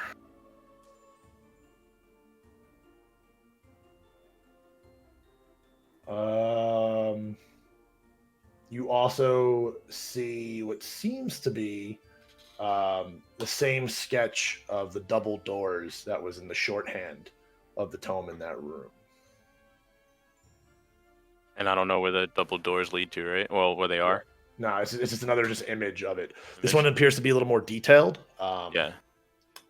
They're almost like the way he sketched it, or the sketch is done. There seems to be like almost like an aura around the doors.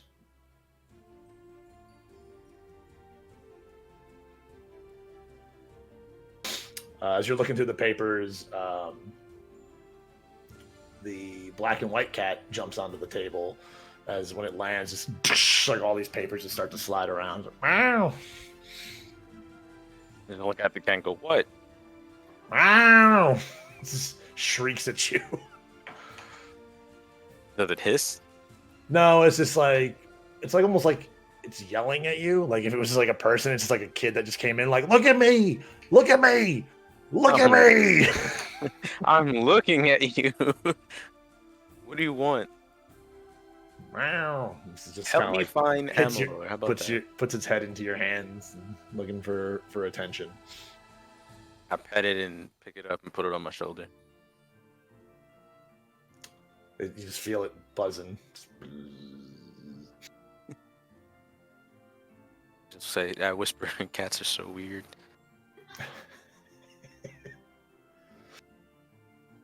I guess I'll pick up the image of the double doors and then like pocket it.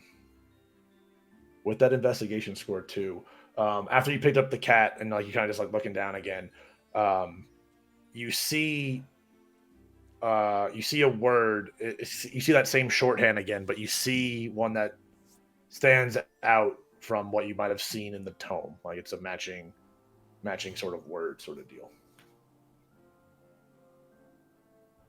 So that matching word, I run back to the tome. And is a word I don't know how to pronounce, right? It's in this like weird shorthand, so you're just trying to still like decipher it. You can give me, I take that. You can give me one more Arcana check to see if you can try to discern the shorthand. This will probably be your last one to try. Fuck these rolls, bro. You just nobody let Carlen deal with the Arcana. Just don't let him deal with it. I am a sorcerer for a reason. My DM head in the vein of Monty Python, the Holy Grail, shows up out of the clouds to all of you and just goes, "Don't let Carlen roll Arcana," and just disappears back into it. I have no bonuses, bro. Oh my god. Yeah. Further investigation of the main chamber and whatnot, Amalur appears to be nowhere in the main chamber. All right, well, I'll keep wandering around until I guess I hear him or see him. How long would you like to try to do that for? Is there any sort of time limit you would set to yourself? Like, would you wait all night, essentially, while, like, the other people at the tavern, Cora's... Yeah, I would wait all night. Okay. All right. So, with that said, Carlen waits in the tower over the night. Cora rests up at home, and Cren and Elevar spend the night drinking. Damn right. Next day, Cora, you wake up to your farm. Charlie didn't bother to wake you. You slept in. It seems you haven't done that in quite a bit, even in your old age. You're still usually an early riser and get to work, but it seemed you needed some sleep, and your son definitely recognized that and let you be at peace. So as you wake up, you already see the kids out on the farm playing, helping out where they can. You see your son and his wife doing their work, dealing with livestock, mostly feeding some of the animals that are there, since most of your harvest is pretty much done for the season. Cren and Elevar wake up in a room in an inn. It has 2 beds, but you guys don't remember how you got into this room. You just wake up and you just kind of like look across and just kind of see each other like, what the fuck? Did y'all sleep with each other? Oh God, no. I'm just okay. Separate bed, so you're fine. And Carlen, you are woken up by a cat kind of jumping into your lap and like bumping into your chest. It's one of the greener looking cats. And yeah, still you look over and the iron golem is still just staring at that door. And there still seems to be no sign of Amalur. Is there anything any of you guys would like to do with your morning? Food. Something. Do I have to roll to see if I have a hangover or not? Let's see. With the amount that you were drinking and then saying your shots, what's your constitution? 12. 12, and the modifier is what, a 1? Yeah. And Elevar, your Constitution's 13 with +1. Yeah. You guys were significantly drunk, and you guys are definitely hungover for sure.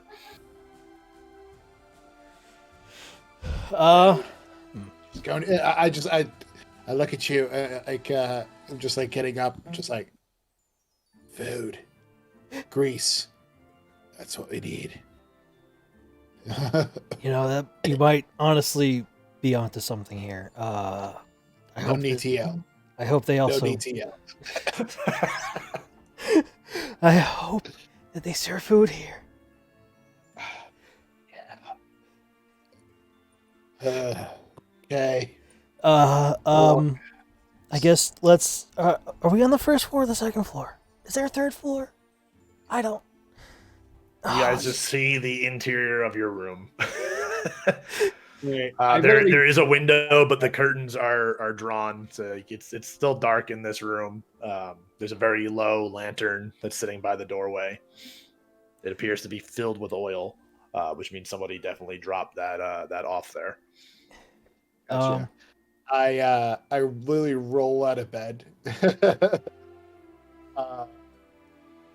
I just I drag myself up to the door and just prop myself up. Are we still wearing our everything, or did we somehow not declothe but like take off our armor and whatnot? I would say your weapons probably aren't on you. They're probably laying somewhere in the room. But you know what? Both of you roll a D100 for me. Oh. Low end, you actually took off some of your stuff. High end of the 50%, you're in your full armor. Oh Low end, you are naked. 59. I'm at 80. You're both fully clothed in your stuff. Like like I said, your weapon, like any of your big weapons, like shield, like sword that would be on your back is off of you. But if you had anything on your hips or anything, you're just still fully. You guys just collapsed into your beds essentially. Like someone just threw you there. Food. I slowly just get up. There's no showers here, right? There is a bathing house in the town. Okay. It's very small, but there is a place where you could clean yourself up. Gotcha. So it's not in the inn that you're in, though. Let's eat first, and then let's go get a shower because I feel like we feel so much better afterwards. I completely agree right now. And I just kind of get up and I'm just trying to help myself out of bed. Because I know for a fact I need one. I don't need to explain. Let's just. I just go and grab my weapon and I ready it and not ready it. I just put it on my back and I just get ready to head out the door after Cren. Gotcha. Yeah, I put my weapons on as well, but very slowly. the clinging of the metals. Yeah, you guys exit your room and realize that you're on a second floor of a building. As you go downstairs and you see that there's a eating area where people are being served, and you guys order yourselves the greasiest food that they possibly offer, and they just bring you about a big old plate of essentially grits and sausage and whatnot. So you guys just scarf on that. Then we'll make your way to a bathhouse that's in town. I don't know, I don't think Cren would even know where it is. So you guys would, ask around, and someone would point you in the right direction, as you can then go and get showered up as well. Yeah, because the last time Cren bathed was a while ago. Yeah. Cora, is there anything that you want to do or deal with on the farm, like for your day? I mean, I think Cora's gonna take the morning easy. She's gonna wake up, eat some breakfast, work a little bit on the outfit that she was putting together before we got swept away to go check out the farm. And she's just waiting kind of to hear from Carlen. She still has the stone. So let's say if she hasn't heard from Carlen in an hour or so, she's gonna head over to the Sage's Tower. Okay. And Corey disappeared to grab laundry. Corey disappeared. Yeah, I'm still here. Sorry. Okay. Something fell over the side, so I was trying to pick it up. All good. So Carlen, you wake up to a cat, essentially like in your chest. Again, you saw the iron golem still staying in its same position. No sign of Amalur. I pick up the sending stone to call Cora just to let her know, hey, look, I haven't seen Sage at all, and I pretty much stayed here overnight. Okay, yep. Cora received that message. I get up to see if I can find something to eat. Okay, looking around the... Give me an investigation check.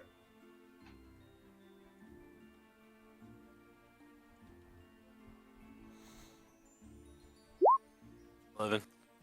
As you're walking around, you're able to come across some sort of pantry. Like you find a little doorway open up, and he's got just a bunch of dry goods and different fruits and dried meats and whatnot. But there's some food there. There's also some fresher stuff as well to cook if that's something that you want to do. But he found Amalur's little stash of food for the tower. As you're looking through it, the cats kind of swarm as you opened up that door. Like went from like maybe seeing 1 to 2 cats, like you're seeing like 10 to 12 of them. Like you're seeing pretty much all of them as they're like, oh, the food is open. Like as they're trying to like they're jumping on shelves and like looking at stuff and whatnot. I try to scare them out of the room. Out. I don't know if you eat all of this. Give me an animal handling check. I've been enjoying giving you animal handling checks because it can go either way. Yeah. You do a good job of wrangling like about half of them, but there's definitely some sticklers that are giving you a problem. Particularly the black and white one. He's just fucking just yelling at you. Just, like nothing just danger like or like threatening. He's just very vocal cat. Look That's at for us. you, It's Sarah. such a That's for you. pain in my ass. The other guys, I know Tyler, you're new to this, but the rest of you haven't picked it up. That's Oscar. That's Sarah's cat. That's exactly how he acts in our goddamn apartment. So loud. I call him Loud Cat.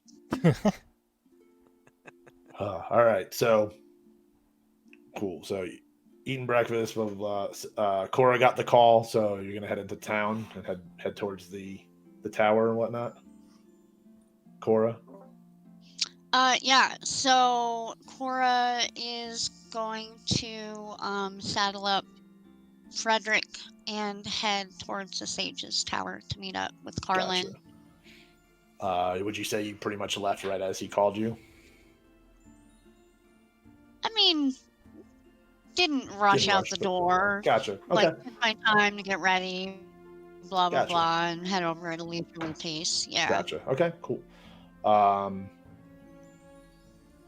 Yeah, okay. So as you come into town, based on where your farm is located, you always enter pretty much through the tradeway of Sycomber. You see familiar faces of Cren. I'm assuming still in Althea form. Still looking like an old lady there, Cren. Brian. Yes, absolutely. Okay, Old lady.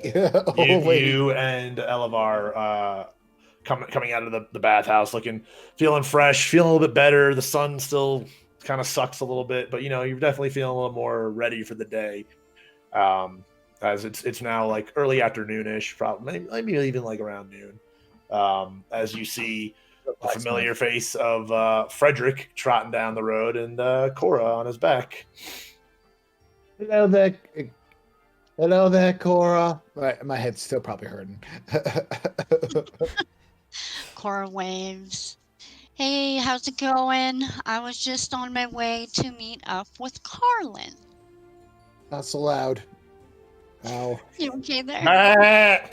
How do you like it? We had quite a night. Cren got us really drunk, and this is the aftermath, and we just bathed, as you could guess. They definitely have a smell of like lilacs and lavender. Like it's the cleanest you've definitely seen Cren in any of his forms that he's even ever taken. But like definitely lost any sort of stench that might have been lingering on him throughout you guys' journeys and whatnot. But yeah, everyone's looking pretty clean. It feels so good to get the stench of deadness off yourself, Like, yeah. So I'm off. I'm going to get the blacksmith. There we go. Yes, need to go there. Yeah, how's your new invention coming? Yeah, where was I going again? The blacksmith. There we go. Yeah. All right. Go to blacksmith. Yeah. I'm just kind of like standing there, like confused, like, okay, well, I just met these people, and the only person I really know is Cren. So, should I go with you, Cren, or should I? You want to come with me? Sure. Yeah, absolutely. Like maybe I could. What's your weapon of choice? Actually, I haven't actually seen. It's a two-handed great axe. I know paladins usually have a shield and a sword. I kind of just like to go all in. All right. I like the cut of your jab. All right. So, so would you like maybe we could see if there's a better version of that axe or a different type of axe or armor that you might like, at the blacksmith, because like me and him were actually best buds, Oh, I mean, so, it actually really worked out really well. I only have this chainmail, and I mean, I could use an upgrade for my axe, but I mean, realistically, I should probably wear some leathers and I don't know, maybe something a little bit more nimble for my kind of place, like my kind of fighting so style. if you go, all right, first come with me to the blacksmith, and because we need to figure out exactly what you want, going from there. Cora, I'll meet up with you guys later. Meet at your house, right? Yeah, sounds good. That'll be home base. Perfect. All right. We might be around there in let's say like 3 or 4 hours or so. So like around 3:00. Yes, I might be around there. If you take a look at the sky, you can probably tell like when the sundial might happen. And get you the 3:00. Like we do in these parts. Yes. All right. Well, sounds good.